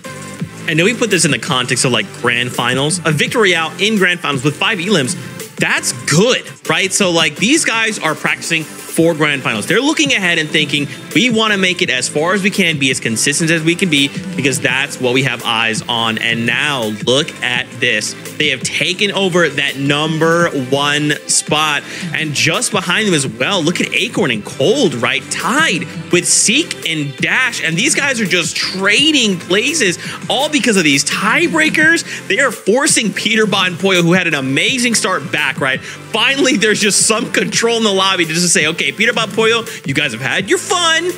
Now calm down. Yeah, and that's kind of like stylistic, I would say, right? A stylistic difference right now. I mean, we've talked about it before. Peterbot and Pollo are very clearly going for like high elimination games, constantly keying everybody. But then when you look at Clicks and Epic Well, you know, it's so cool to see them actually kind of practice exactly how they would be playing if this was FNCS Finals, right? Going for those low elimination games, not trying to rack all them up and have like an unrealistic amount of mats/refreshes, because they really do want as much practice as they can get. So for me personally, I would like to see Clicks and Epic Well style implemented just a little bit more out of Peterbot and Pollo, right? Kind of just win as many games as you possibly can. But like we already said, Kelly, they're looking for records, not wins.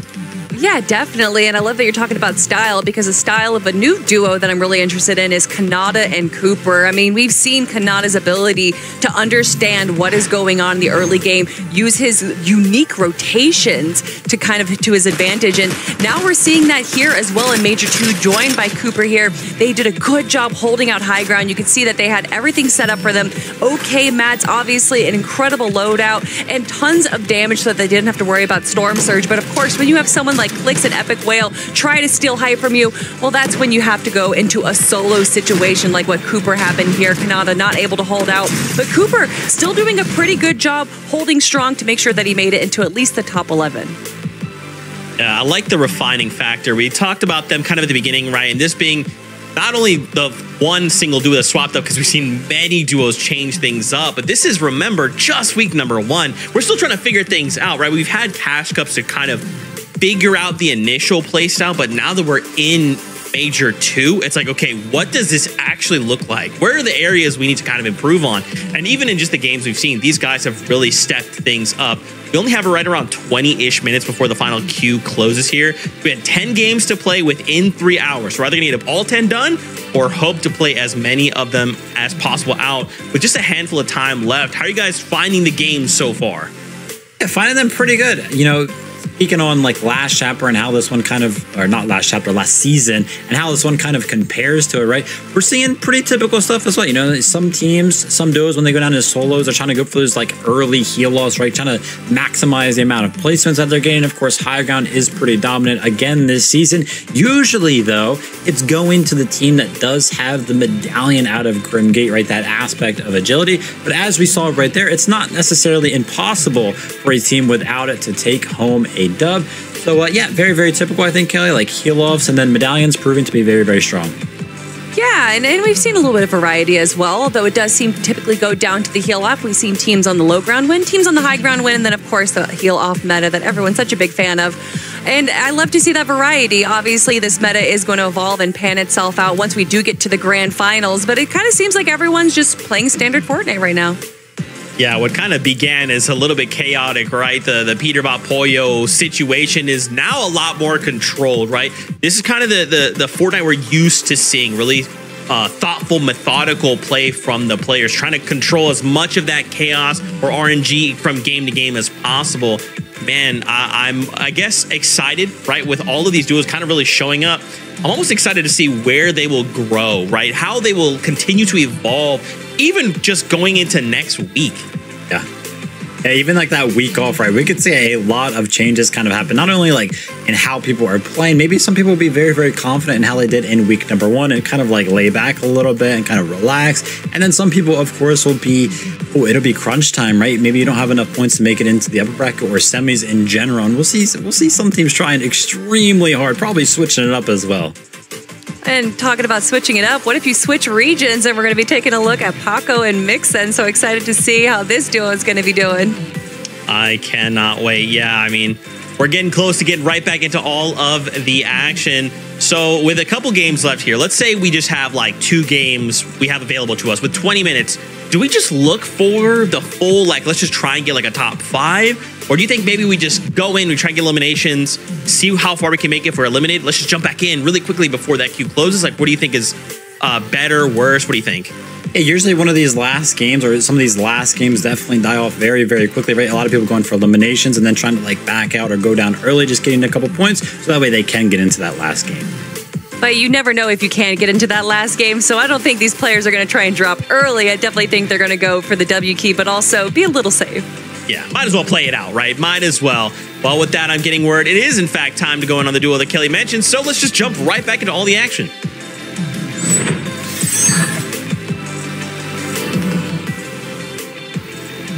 Wait a second. I thought FNCS had some region lock things in place. Paco and Mixon are truly committed this season, it seems like. 2 playing on NA from EU. Well, it's actually interesting because Paco and Mixon actually moved to Dallas for this season to compete. So they are actually participants on Zero Ping for this major. And one of the main things that we saw boasting, at least from Mixon's side of view, on socials, caught wind that first day of opens. This team was actually in first place, but after that, it just seemed like things crumbled. I mean, granted, they still find themselves competing here in week number 1. So making it out of opens to be one of the 250 teams competing here today is definitely a strong feat for your first season on NA. And again, when you think about the commitment, the fact that they opted to move to Dallas to participate in the NA Major 2, I just think that alone, you've got to have a lot of confidence as a team to want to take your chances in a different region. Yeah, and it's one way to, you know, make a great headline, make a statement too, if you can, you know, compete with the best cross regional. I mean, that is, you know, one of the greatest accolades you can ever accomplish as a professional player. I mean, it's one of the main reasons we always talk about Muzz, right? Like, look at Muzz constantly being celebrated. Just, well, not only did he, of course, win multiple FNCSs, but he decided to stick around for the NA region for the better levels of competition. Also think about players like King and Phaser, for example, making the move from Brazil over to Europe. But again, drawing the attention back to the focal point of NA's week 1 here in Major 2. And the way that these lobbies have just seen so many players cycling through them. Duke and Noxie, another one of our newly formed duos that have certainly had a pretty big impact in this lobby so far. 4 eliminations so far. And now here, challenging Rift Island. You can tell they want to get aggressive. But at the same time, Duke, the fact that he's opting to take the Ascender down, full-on chasing out Akichi, does not want to let this possible 5th elimination escape. He's getting right into the box, 18 HP, and at this point, I mean, you're fully committed, but he misses. He tries to whip his way through the wall there, but it was not going to be enough. Unfortunately, fully eliminated there to the hands of Cookie and Evan, and I mean, I'm sure they're probably celebrating. They're pretty happy about that one because they were getting hard keyed right there. And that's a frustrating situation to be in, right? When you're getting pushed and you're probably wondering yourself, like, yo, what did we do to you? Like, what is going on right now? I think that was also the first circumstance that we've seen today of a player trying to utilize the chains of Hades. I mean, in the past, we've seen creators such as Resub pointing out some of the efficient ways that you can utilize the chains of Hades, but it's always been a little bit more of a prank in a sense. Dude must have really thought he was going to get the better end there, just like DeRoller and Crackley. They spotted out Rise as a solo, so you already know that the pressure is just not going to come to a stop anytime soon here. Crackley actually just tackling the same aggressive pacing here onto Rise. It feels like it's only a matter of time before he gets eliminated. Yeah, Rise, unfortunately, bit off more than he could chew here. Crackling and D-Roller, 2 very experienced players, jumped their way up to 4 eliminations. There is a duo just to the east, though. You have to be a little careful. This team positions north side of them now. Yeah, talking about, you know, unique weapons showing up today. I guess we've seen the Avatar Mythic Water Bending come out. And now, of course, the Chains of Hades. So, very interesting how most players have decided, let's just play a little vanilla, right? Keep it simple. Oh, we know where this is headed. Mixon's got the sniper out. Caught a player, Zircon. Think next on the next one. Yeah, that's what Zero Ping does after all. But Mixon, just absolutely devious work there. Caught the glint from Zircon's weapon and threw back one of his own, except his was actually a headshot. You got to be quicker with the lineups if you're going to go into that scope position. And Mixon with a crack. We're talking about bullet drop-off and how the sniper was supposedly nerfed, but not with the way that Mixon is working it. This round, and that's definitely some really strong surge that he's already managed to build up here in this lobby. Yeah, we were spot on, by the way, about this game. Really, really starting to thin out pretty quickly. Look, Yes. 43 players alive. Now, Paco and Mixon are taking what seems to be a very serious approach to this, though. They're playing dead side rotate right now. They recognize that, hey, we can win a game here and get a couple eliminations in the process. So you can see they are definitely taking their time right now. I feel like I can appreciate this kind of pacing because it does also kind of remind me of the Clicks and Epic Will, you know, approach where, hey, let's take every game fully serious and you know, take this opportunity at FNCS that we have very, very much serious. Also, when you consider when they're trying to represent EU over in the sides of NA, the constant regional battle, you've got to make sure that you're coming out strong here, or at least finishing strong on the day. That's exactly what they came to NA because, you know, this is the better region. They had to, right? They wanted to. No comment. I will not be looped into this. Not today, MDF. Just baiting you into drama. You gotta remember, though, I technically started off with EU, so my allegiance knows no bounds at this point. I just respect the gameplay from everyone at this point. Both regions boasting strong duos of their own accord. And Reciprocal, G-Monster, they really want this elimination onto PAX. Reciprocal has been bearing down on the wall time and time again. Curious what PAX's materials count is at, but won't have to worry much longer as he will finally get knocked down. Rappy as well, just a little bit of HP to work with, and sure enough, that's going to be another confirmed elimination here for Reciprocal and G-Monster. 6 to start this one off with. Not bad here. It's going to jump them up to 150 points. They definitely need the points here. Otherwise, they're going to be middling in the pack, setting themselves up for the series points here. Convicted and Scold's back with them just for a little bit. One of the few teams outside of the safety of this new zone right now. Men's just emoting in the background. I respect that from Scolds. You know, gotta keep it loose, gotta keep it fun. Just living his best life. Exactly. Vibes clearly high for this duo right now. It's Convicted. Looking to keep it going as well. If he's able to connect with a headshot or even just a decent body tag, it's a good amount of surge. But surge isn't really something that I think that this lobby is going to have to worry about when, again, you consider how quickly it's been thinning out.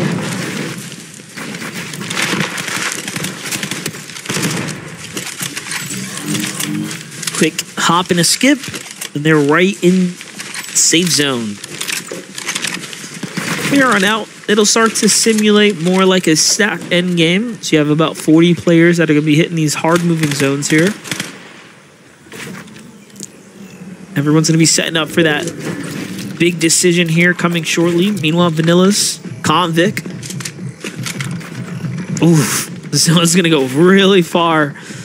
You can see most players are already on the move. G-Monster, Reciprocal want nothing to do with it. They're out. They've already gotten the eliminations they were initially after, and Vanilla's and Convict, part of the reason why they were looking at third party is because even though they've got a decent amount of materials, what they don't have much of is a good supply of heals, at least not from what Vanilla's is rocking so far with their loadout. Only 2 bananas and 3 small shield potions. But a nice tag for Launcher's DMR. Could be an opportunity now. You can see Vanilla's instantly panned their route right towards Crackly. And you get a good butt shot like that. And now they've caught up to Reciprocal and G-Monster in the process. Whether intentional or not, they've got to worry about Mixon and Paco across the way, who's steadily applying pressure into the box fight taking place underneath Vanilla's and Convict. DMR does a lot of damage as well if you get clipped by it. They pushing in? Oh yeah, they still have a ways to go to the new zone there. Mixon and Pac be the first ones to touch down. Vanilla's and Convict want to maintain the high ground here. They're going to start building off this little low ground. See right on top of them is Shark and EXE. Mixon and Paco distance themselves from the rest of the competition. It's just a big advantage, though, for Mixon and Paco. They were the first ones, so now they can just look back, choose to spray down the teams that they saw trying to circulate in from behind them. But no, in fact, they're going to continue to keep positioning as the focal point here. Move a little bit closer, try to establish some height. It's not a bad spot to be in, but they definitely want to keep in mind some of those other duos trailing behind them. And again, Mixon already taking note of the team that's truly established ultimate high ground. It's TK. I think he's built a huge metal one by one all the way about 6 or 7 layers high here. But it's not going to be safe necessarily. He will have to build off of that. Yeah, there it is. Bacon and TK up top. See all the metal they put into the structure. This is a very, very solid base that they have right here. Solid foundation and more metal to continue to invest in here. Oh, TK missing plenty of tags. That should have been a free elimination for him. Uncharacteristic of him to miss this many tags. But Definitely looks like he's trying to make up for it.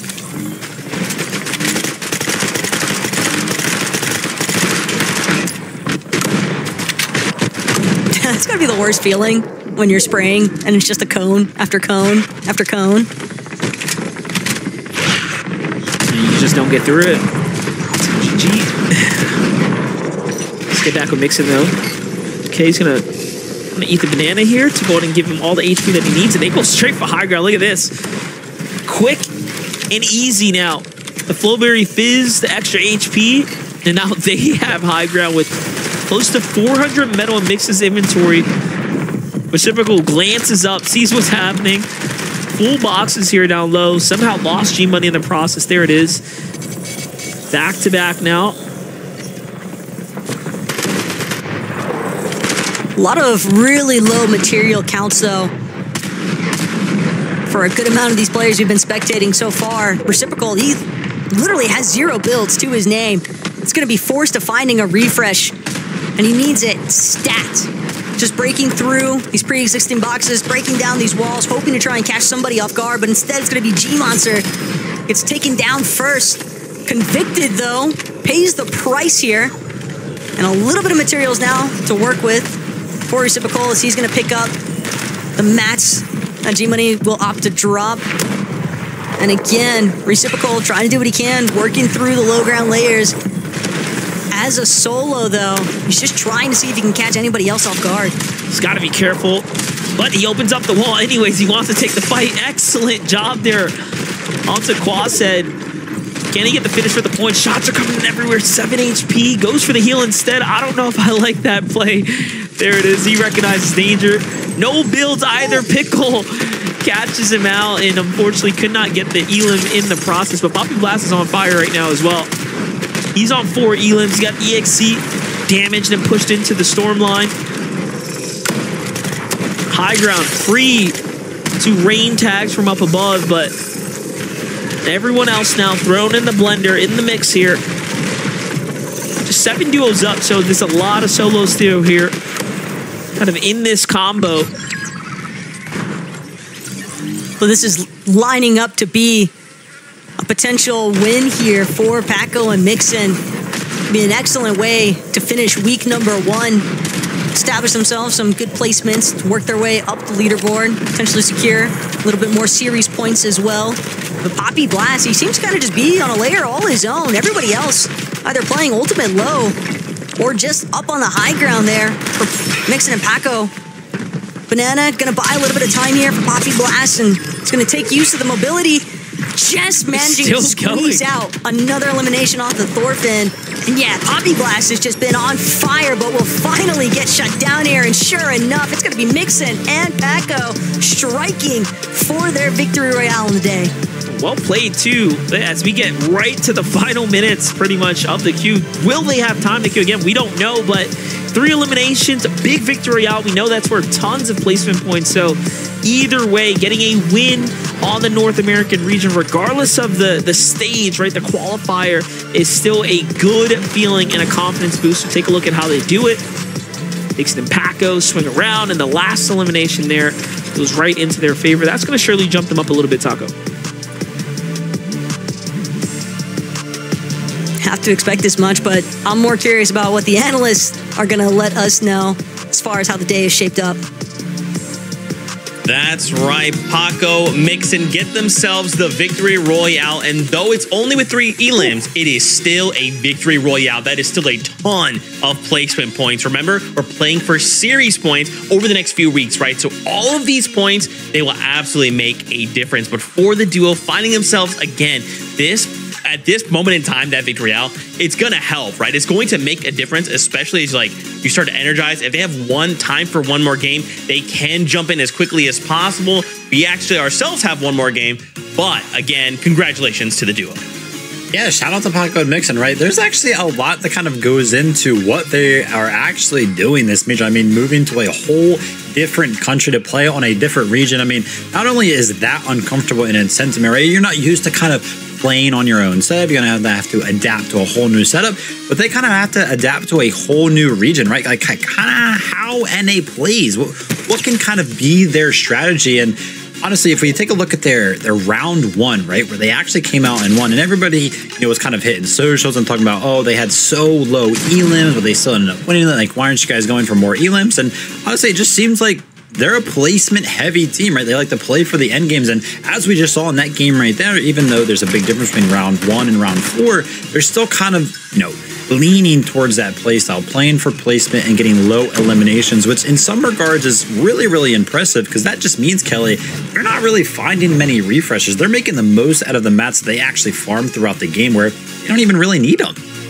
Yeah, they're very efficient as a duo, and I think that's kind of the word that exemplifies what is setting them apart from the rest of the competition. A lot of these duos we see just kind of run and gun, and they hope to get an elimination, and sometimes they put themselves in a bad situation. But I think Mixon and Paco are really good observing what's going on around them, having a good game sense, and making sure that they have the advantage regardless of where they are in the game. Speaking of game sense, Reciprocal in that last game as a solo rider, what in the world? Reciprocal just on something else entirely, man. In these situations where you're kind of left alone, the pressure's on, right? And for him to just maintain composure and just get back-to-back elims, impressive stuff.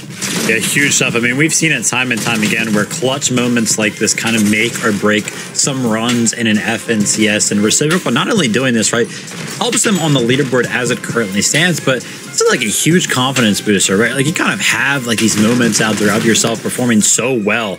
It can really, really help when you're competing at such a high level. So incredible clutch coming out of Reciprocal right there. And Callie, listen, look at the leaderboard right now. Paco and Mixon switching regions and already in the top 10. The EU boys are going ham right now, but Acorn and Cold are reigning champs from Major 1, steal away first place from Clicks and Epic Whale, but they're still hot on their heels. Look at the VRs that we have in our top 10 right now, and I love to see it. We kind of have some old pros, and then we got some new names as well here. Yeah, this top 10 is not what I would have anticipated. I really did believe that Peterbot and Poil were just going to run away with it. But to see Acorn and Cold, your winners from Major 1, to come back and have a little bit of a slower start to the day, and then be in this situation where they're the ones ahead. They're the front runners now. It's hard to kind of take focus away from them, right? And even when you look at someone like Clicks and Epic, well, remember, for them, they've been making these longer placing games, right? They've had these longer form games where they've made it into these top 5s very consistently. There's just a lot of talent, basically, is what I'm trying to say, spread out over NA this week. Oh, yeah, 100%. And we're going to see that kind of develop throughout. But it's just really, really cool to see how, or how this is actually going to play out, right? Because this leaderboard, it's going to be interesting to see who's actually made it into one final game, who's going to be able to make a statement in Qualifier 1 round 4 right now, right? Who should we be looking kind of win this FNCS? I mean, we've got some obvious ones in the back of our minds, but anybody that can kind of change that sentiment would be awesome. And I think there might be some people saying in the third page, oh, Agers and Booga, they're all the way down in 25th place. But you have to remember, these aren't set lobbies. There's 250 duos competing right now. And just making it into this part of the competition, making it into round 4, is going to give you those series points that you need. And all these duos are going to try and get into the top 50 series points over this week and next week because they want to make it through the upper bracket of the semifinals. So although they might not be performing to the expectations of our viewers, I do think that they're still going absolutely crazy and playing just the way that they need to be. Yeah, that's such a great way to frame it, right? This is not grand finals, right? This is week 1 of major number 2. There's still time to make adjustments. There's still time to kind of have these crazy pop-off performances, Vivid. Right now, this is just the competition starting. Gosh, it's so much. There's so many storylines going on. Like we saw, Aviv and Mira right there, 23rd place as well. Shout out to them. But I also saw Ken Beans and Al in 27th place, one that I want to kind of give a shout out to. I'm pretty sure they both moved to be a little bit closer to the servers there, get a little bit lower ping, right? So they're looking to take over the FNCS as well, and being top 30, that's pretty huge. Pretty good. It's pretty good. Zeke, I'm ready for this next game. I know that we're making sure that the lobby's ready and we finally have a whole set game to get into. All these players, like you were asking in the previous mid-game, are they going to be going W key or are they just going to try and survive? I think this is now when you have to go for the eliminations. Yeah, remember, as long as you get into that game, right, and the queue closes, you've got the length of that game. You don't have to just run crazy and just get eliminations and just when you're done, right? You want to try and go crazy, but we want to go for that victorial if possible. We're looking for points, and at this point, we hit a really hard break, and we go, okay, now this is the last game on the day. We need to be really careful. We need to treat this like a grand finals lobby. If there's a time to do it, Viv, it's now. It's this game. Yeah, I think this game will probably be one of the most stacked we've seen throughout the day. Even like game number 1 that we kind of watched, right? I saw that one. The player counts were getting a little bit lower than I anticipated, faster than I had thought, right? But like you mentioned, Deke, this is the last game that we're going to be playing. So anybody that's trying to bump themselves up on the leaderboard, there's no point in kind of, W keying or going down early, right? Play the game out because ultimately placement, getting eliminations in the end game, Kelly, that's where the points are at. I know that's where the points are at, but I want to see some double coups. I want to see Peterbot and Pollo come out again and bring a 30. I know it's not going to happen, but it's what I want, and I'm putting it out there in the universe. Okay. I mean, I'm here for it. Look, if Peterbot, Pollo, they somehow have an additional game and we get to see that right here, look, let's just put them in a lobby. Let's put Clicks and Epic Whale in a lobby. Let's just go crazy, right? This is just week 1. This is just now the finals. That's what we're just changing. I'm just kidding. But yeah, I mean, with this last game to go, I feel like a lot of these players, remember, because they've either had 10 games or 3 hours to play. Again, Clicks and Epic Whale, they've had longer games, so they have more ready to go. Whereas Peterbot and Pollo, they've had quicker games for sure, so maybe they have less at their disposal, right? So I'm curious to see what this final game will look like. Viv, will it be crazy? Will it be a W key? I don't know, man. I don't know. Who's even going to be in the game, right? That's the biggest question of all. I don't know. It could be crazy. Who's going to survive all spawn? Who's going to land where? It's all up in the air. I think I know who we're going to go see, but I don't want to spoil it, Zeke. I'll let you do that. Okay, all right. It's a good one. Okay, all right. Last game of the day. Why don't you guys just spoil it before we kick things off? Who is it, Kelly? Tell me. Oh, everyone, you know who you want to see. It's Peterbot and Pollo. Can they pull out another 20-plus elimination game? Well, let's find out.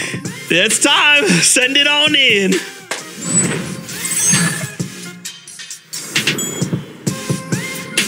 See, I knew Zeke controlled the lobbies. I'm telling you. We get right into the action. He's always here to give us the fan service. First it was Clicks. Now it's Peterbot and Pollo for the last game. They've been called yet again, but only 20. That feels like rookie numbers for these two, Monster. I'm expecting nothing shy of whatever they need to actually acquire 100 eliminations on the day, because they're not too far from it. It'd be more impressive if they can actually get 20 eliminations. This is the least amount of elims we've seen them at any point in the day. They actually have 0 right now. Do you think the pressure's on? Do you think they saw the Alden stat online where it shows that they might be on track to break a record here? I don't know. Hey, no distractions after all, right? But definitely something that can subconsciously play a part. Peterbot and Pollo, definitely a team that likes to keep tabs of where exactly they stand as Skittles Trashy. They could potentially be the first 2 eliminations for Peterbot and Pollo, or they could potentially end Peterbot and Pollo's run altogether. As Peterbot Pollo a little bit pressed further away from where we would have expected them to be at this point. And it seems as though they really want to take this challenge at Rift Island. But again, if they want to get those 20 elims or even one, first it's going to start with Pollo not getting dropped, and Skittles instantly trying to see if he can dive into Pollo's box. Trashy, though, with the problem all his own. This could be an exchange of duo teammates at this rate. Yeah, big 100 tag from Peterbot here onto Trashy. He's definitely going to give him the advantage he was looking for. The hand cannon miss on the follow-up, though. Here's a real question. Does he jump up to support his teammate or stay down low? He's going to opt to pull the ladder here. There it is. Now swings back around. Back up to Pollo. Needs a bit more material, so plenty of opportunity here to bounce back now. But Trashy keeping up the pressure here alongside Skittles. We already talked about it. This is a team that is very much exceptional. However, when in the crosshair of Peterbot, can you survive? It would be pretty insane, though, for Skittles and Trashy to just completely cut off Peterbot and Pollo in this final lobby. But just like that, Skittles forced to retreat. Really nice connection there from the hand cannon out of Peterbot onto his noggin. And Trashy doesn't want to abandon his teammate by any means. They're still looking to play side by side here. Peterbot, though, going to keep the pressure moving forward. And at this rate, Peterbot, 0 builds left. Has to really consider how badly he wants this aggressive instance. Pollo's going to drop him. Handful of wood. But MDF, this exchange has gone on for so long. And there's no way that either of these teams could come out better for it. Yeah, Peterbot's just messing around at this point. They know it's the last game. They know they're up at the top. And look, they're going to double back to the Rift Island here for the material. Of course, is going to set them up to continue to fight if they wanted to. Meanwhile, more action happening around. This is a jam-packed last lobby, y'all. We have Clix and Epic Whale in this game as well. And man, the sniper in Clix's hand is just devastating. You can see the body tag. You know, Clix trolled all of us. He said online that he was retiring the sniper due to the new bullet drop, but you can see he just can't resist it. He's too good. He's trying to give the lobby a false sense of security. That's what it sounds like. Because she's convincing others. You know, he's trying to manipulate the no NA one would presence. ever believe him, though. Just every single one of his streams, if it's not in his loadout, the Reaper Sniper, it just means that he hasn't found one yet. He absolutely loves the sniper rifle, and he does such an excellent job utilizing it to its fullest potential. 3 eliminations this game so far for Clix and Epic Whale, so they're set up pretty well. There's Kanata and Cooper. What a lobby.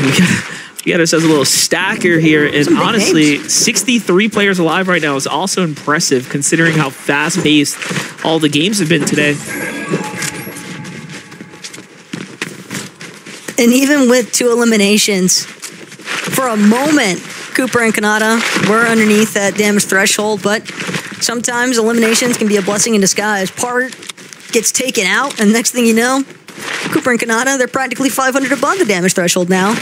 And they've got a nice overview of the lobby towards the north side of Grand Glacier. But these mountains can just provide such a great overview in terms of scouting out which direction other teams might be approaching from, as well as just ensuring that it'll be difficult for other teams to try and scale these mountain faces with a team like Cooper and Kanata kind of holding it down.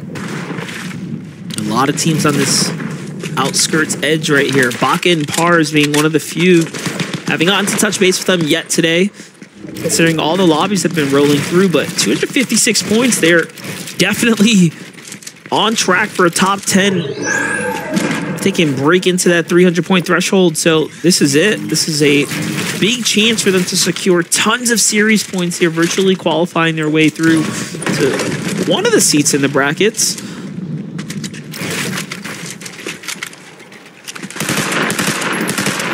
Still, they'll definitely want to try and build a couple of elimination points as well in this final lobby, at least as many as they can try to. And with only 4 points so far off of the 2 eliminations they've acquired, you can tell that they're not satisfied just yet, but they're also not that pressed for an early rotate just yet. Again, that elevation provided by the natural landscape there on the north side of Grand Glacier just makes it really easy to try and pinpoint some rotating duos. It's a duo that's definitely in the zone right now. I like this play. I like that although they're safe, Kaiser is considering moving just a little bit further in to get away from the congested amount of players that will start to settle in on this outer edge. Meanwhile, Mars is more than solo right now. A couple bandages in his inventory.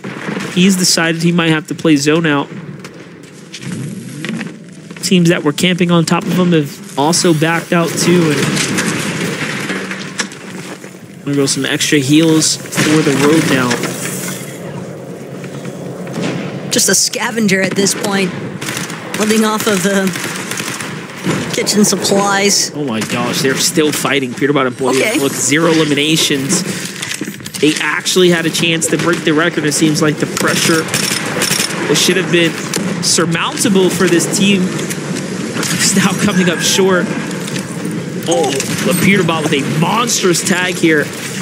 What did this player have? Not much to work with, but some bandages. But the zone's doing way too much damage, so he's going to have to give it up.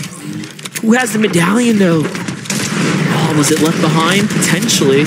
Oh, no, the edit comes in, and it's all going to come down to one tag. Can he hit it? It's not his ramp. He tries to double it out, but he's coned in as well. Peterbot is so quick, though. I don't know how he got out of there, but Batman Booga somehow got the cards reversed onto him. And this is one thing professional players can do very well, is fight with no HP. I don't know how they managed to make it happen, but definitely can. The way that Peterbot was able to hold down those stairs and walls, though, I mean, a lot of people are going to be shouting that's the difference that Zero Ping can make, but Batman Booga still forced Peterbot to expend Oh a my lot, gosh. and we'll pay the price. Hand cannon shotgun. No bullets in the hand cannon, by the way. That was his last bullet right there. Peterbot recognized the player in that box as well. You know, I was thinking for a second, I might have called it too soon, that he was going to exit this lobby with 0 eliminations, but no. He turned it into a quick 2-piece. You have to appreciate it. And I think they needed 3. Did they need 3 to break the record? Oh. It would be tragic if so.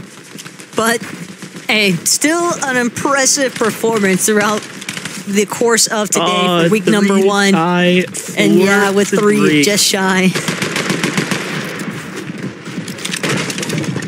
Hey, just go again next week. Go again next week. Hey, you got to give yourself something to look forward to at this point.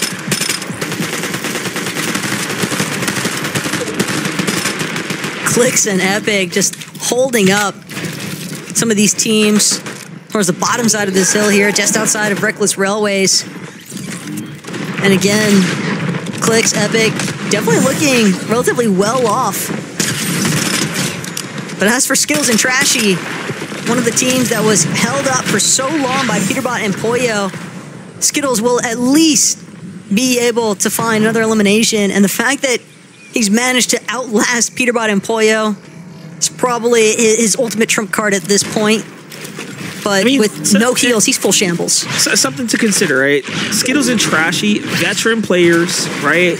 Tier 1 professional players. It does show you when Peterbot and Pollo go up against pretty good players. Like it's not all fun and games. It's not all easy, right? You're not going to walk through every team in the lobby that fast. Some teams are going to just be in the zone and put up a great defense, a great fight.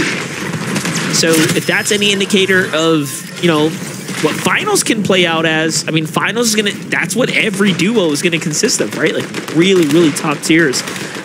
So it'll be that much more difficult. But also, Peterbot, Pollo, Skittles, Trashy, neither side probably commits as heavily in that initial engagement that caught both those teams out for so long over by the Rift Island. Essentially sabotage each other's games. Oh my god. Not a sabotaging height, though. It's the second time. Just rip someone out the sky like that. It's never surprising when he does it, but it is kind of gross here. Just jumping straight into Pandy and Ink's box. wasting no time whatsoever to secure the next 2 eliminations. Now Pars and Baka could potentially get focused out, but instead Kanata gonna opt to go just 1 layer above. Doesn't want to get stuck inside of any low ground action here. He's already gotten the refresh he was after. Bolts and Bryce, though, they're going to be the current team looking to control height. Yeah, this game's going to be over before you know it. Quicks and Epic Whale on the western side of the low ground here. One team, like we mentioned, kind of in position to hold this high ground, but Pars and Baka get pushed on the low. Now the shots come in from Kanata and Cooper. Pressure everywhere. They give it up. Pars on the move now. Low ground here. Oh, Kanata and Cooper actually stepped in trying to take the fight after the shield crack. It didn't look like they really desperately needed the material, but it must come down to series points at this stage in the round. How big of a last game can you make here? Pars and Baka have a chance for retaliation here. Wow. While Clicks on the edge. Looked like that player just gave up. I don't know what just happened there, but that's 5 elims now. Sometimes you just connect with too clean of a shot. Doesn't give any sort of leeway for a reaction time there. Stupid just caught out. But Kanata, again, doing a pretty nice job here. Making his way towards front side of the zone. Just looking at a trail along the sides of it. Gonna look back here. Magia gonna also get stuck next to Golden Cow, and they're not gonna be able to escape this box. That legendary Warforged assault rifle, just so much spray potential. Such a high fire rate as well, and decent damage to just rip through those builds. Definitely shows. Meanwhile, Baka and Pars do have the high ground, little builds to work with. Kanata and Cooper look up to try to see if they can reclaim it. And they're turning their focus on a win now. Condition is here. The woods are weak, but Baka, devastating player. Pars is as well, and Cooper goes down. We really have not seen Cooper shine today like we expect him to in these end games. But everyone does get outclassed at times. Meanwhile, Clicks and Epic Whale here setting themselves up for what could be a massive game if they could just situate. Epic's got to get his HP up, got to get his shield up, and they might be able to win this game from this awkward angle. For sure. I'm willing to give Cooper a little bit of benefit of the doubt. Saw that he actually set up a brand new PC leading into today, so can definitely impact overall performance, getting used to the swing of things.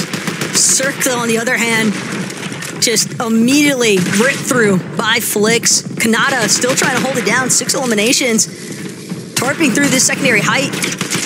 Not sure if he spotted out, but it's Clicks and Epic below him. Instead, Kanata trying to challenge the high ground, but it's all for naught. He'll find himself eliminated now. His run come to an end for the day, but still a strong performance overall. But now it's down to Clicks and Epic. They want to keep the streak going strong. They want a victory royale to close the day out. They might just find it here, too. Yeah, Zooks can definitely be the thorn in the side, but no, Polis finds him. And now they're just looking to high ground. Clicks breaks it out. That's going to be huge white damage there from the fall. Well played, and Epic Whale's got the pressure going up now as well. And they're actually working together. You love to see it. That is how you play the low ground, especially when they got the timer on their side. 20 seconds is so much. Feels like an eternity in this end game. Epic looking for an angle. Clicks is so hurt. He's got all the splashes. Use it, don't lose it type scenario here, but instead he's focusing on the offense, and they should be able to win this game now. Unless he has heals. We'll find out if he did. And Clicks had the splashes. We know that. Epic tries to get to his teammate, and he could not in time. What an end game. What a last round. Another huge placement, though, for Clicks and Epic Whale as Polis and company take the win there. Epic just a little bit sabotaged. Looked like he unfortunately clipped the side of that pre-existing build. The mantle interrupting, where he might have been able to cover the ground just in time to at least peek at where Polis was at. It seems like Epic definitely knew where Polis was located, but overall, second place finish. And again, huge shout outs to Flix FPS and Polis for finding themselves a victory royale. Hey, it's not always about how you start the day, MDF. That's one of my favorite sayings. It's about how you are able to close the day. And for these two, it's definitely an impressive feat finding the victory royale here. Yeah, and of all the games we watched, that one had like a lot of players. We kind of highlighted it early on that there were over 63 or so players as we were like around zone 6 or so. So definitely a more stacked lobby and big names in there too. So what a fantastic win there, Taco. Yeah, and absolutely loved a lot of the action that we saw here today. MDF had an awesome time alongside you, casting week number 1 here in Major number 2, and just excited to see what happens pressing forward. But again, that's going to be it from myself and you for today, MDF. We've got Zeke and the analyst to break down everything that took place here today. Thank you so much, Monster D-Face and the best Taco. Shout outs to y'all. Incredible cast on the day. My gosh. Epic Whale and Clicks almost getting themselves the victory out, but it did not go that way. Once again, we take things to a heel off. And for Polis to just be able to say, okay, you know what? I've got the tools in my belt. I can just back off. Let's start the heel off. If they don't have anything, we walk away with the win. And as our casters pointed out, every point matters, right? So that victory out being worth so many points for them is going to make a huge difference. Yeah, Polis, shout out. It's not very easy to go ahead and fend off all of the pressure that was coming in from Clicks and Epic Whale. I mean, you could see repetitively, Epic Whale was trying to find some sort of angle to actually get up there, deal some damage to Polis, but he was just not letting it happen. Eventually went out into the storm and played that heel off. Like you mentioned, 3 victory royales for that duo, Kelly. And they're actually looking for their first FNCS finals. So what a statement coming out from them. It was definitely a statement, and I think the heal-off meta definitely worked out for them by taking a late high ground. By doing that, you can kind of conserve your heals. They did a great job making sure that they took high ground when it was available for them, and then you're able to kind of have a better advantage when it does come down to a heal-off, and that's what you want when you're going up against someone like Epic Whale and Clicks. But what an incredible run for that duo. They've had such a good day. Easily the best placements that we've seen out of any duo from NAC. So I love to see them, even though they didn't get the victory royale. A second place is pretty dang good, Zeke. Yeah, you don't always need that victory royale. Like, of course, those small different points is helpful. But again, like you're saying, the consistency from the duo, just to look at some of their placements, they had several games within the top 5, a second, a first, fourth, then a first and a second. They've only had 2 games, one 12th and one 25th. And remember, we had a window here. So we could either play 10 games or we could play with like games until we hit 3 hours. They've only played 7 of their 10 games. When you guys see the standings, with that in mind, that should tell you everything you need to know. These guys have been so consistent all day long, and especially in a circumstance like this where lobby to lobby, who you're facing is constantly changing. That's a testament to their skill alone. Oh, 100%. I mean, their average placement being 6.71. The statement was definitely there from Clicks and Epic Whale. But honestly, Kelly, that last game meant a lot to me as well, because it's like, well, not a lot to me, like personally, but watching them kind of like develop, you know, like watching them actually play the low ground very, very well. Yes. I mean, they weren't able to close the game out, I won't lie. Like maybe they should have been able to win that 2v1. Maybe there's some things that they can improve on there. But getting to that position means so much to them, I feel like, because, you know, we talked about it. Last season, they seemed so committed to the high ground that sometimes, now just sometimes, it seemed like it was a detriment. If they can actually add a little bit more to their back pocket, be able to actually play that low ground, gosh, we could really see them beat out that 4th place that they got last major.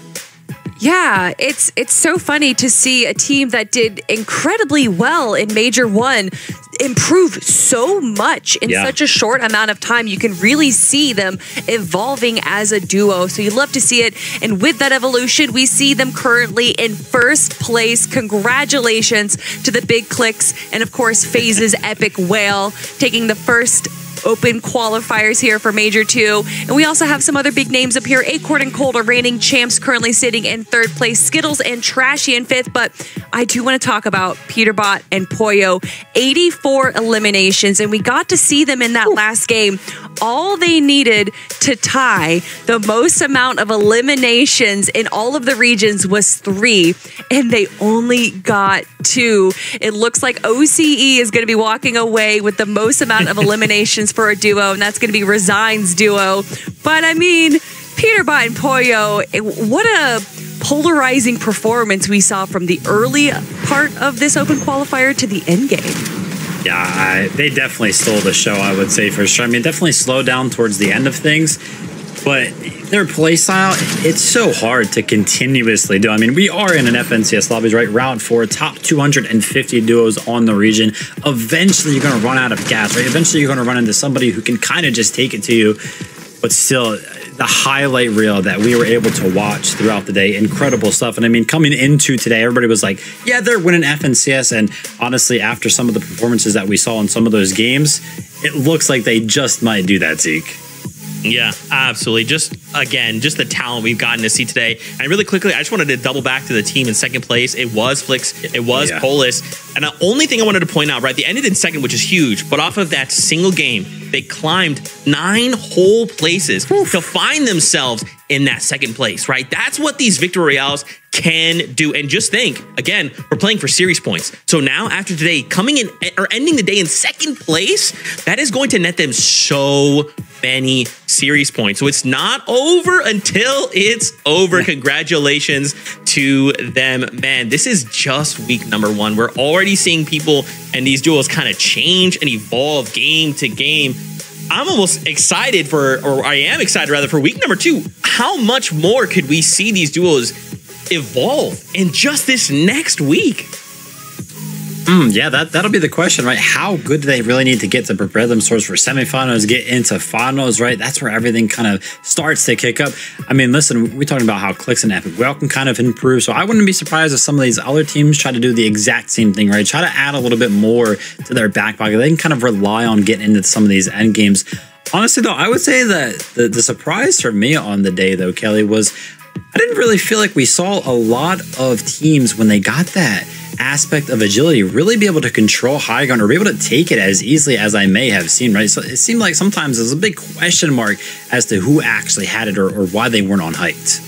Yeah, the only times I really saw aspect of agility being used was in those mid-game fights where they were just kind of gunning in for those eliminations. And of course, I'm talking about Peterbot and Pollo, so maybe it was a little bit of a different story for other duos out there. But Zeke, for me, going into week 2, the only thing that's consistent with Fortnite is that it's constantly changing. And I know that's something that we talk about a lot here in the FNCS is these players being adaptable. And so that is what I want to see for week 2. If we do have any changes, regardless if it's the meta, if it's something that actually gets patched in Fortnite, how are these players going to be able to be adapting to it? Well, at very minimum, we've seen they can adapt to one thing, and that's Peterbot and Pollo. They can say, okay, pump the brakes, friends. You ain't running away with 20 elimination games no more. That is about it for us here in week number 1, though. Don't forget, next week we'll be back EU as well before us, and then we'll be back to watch more games of Fortnite. How will the players adapt over the next week?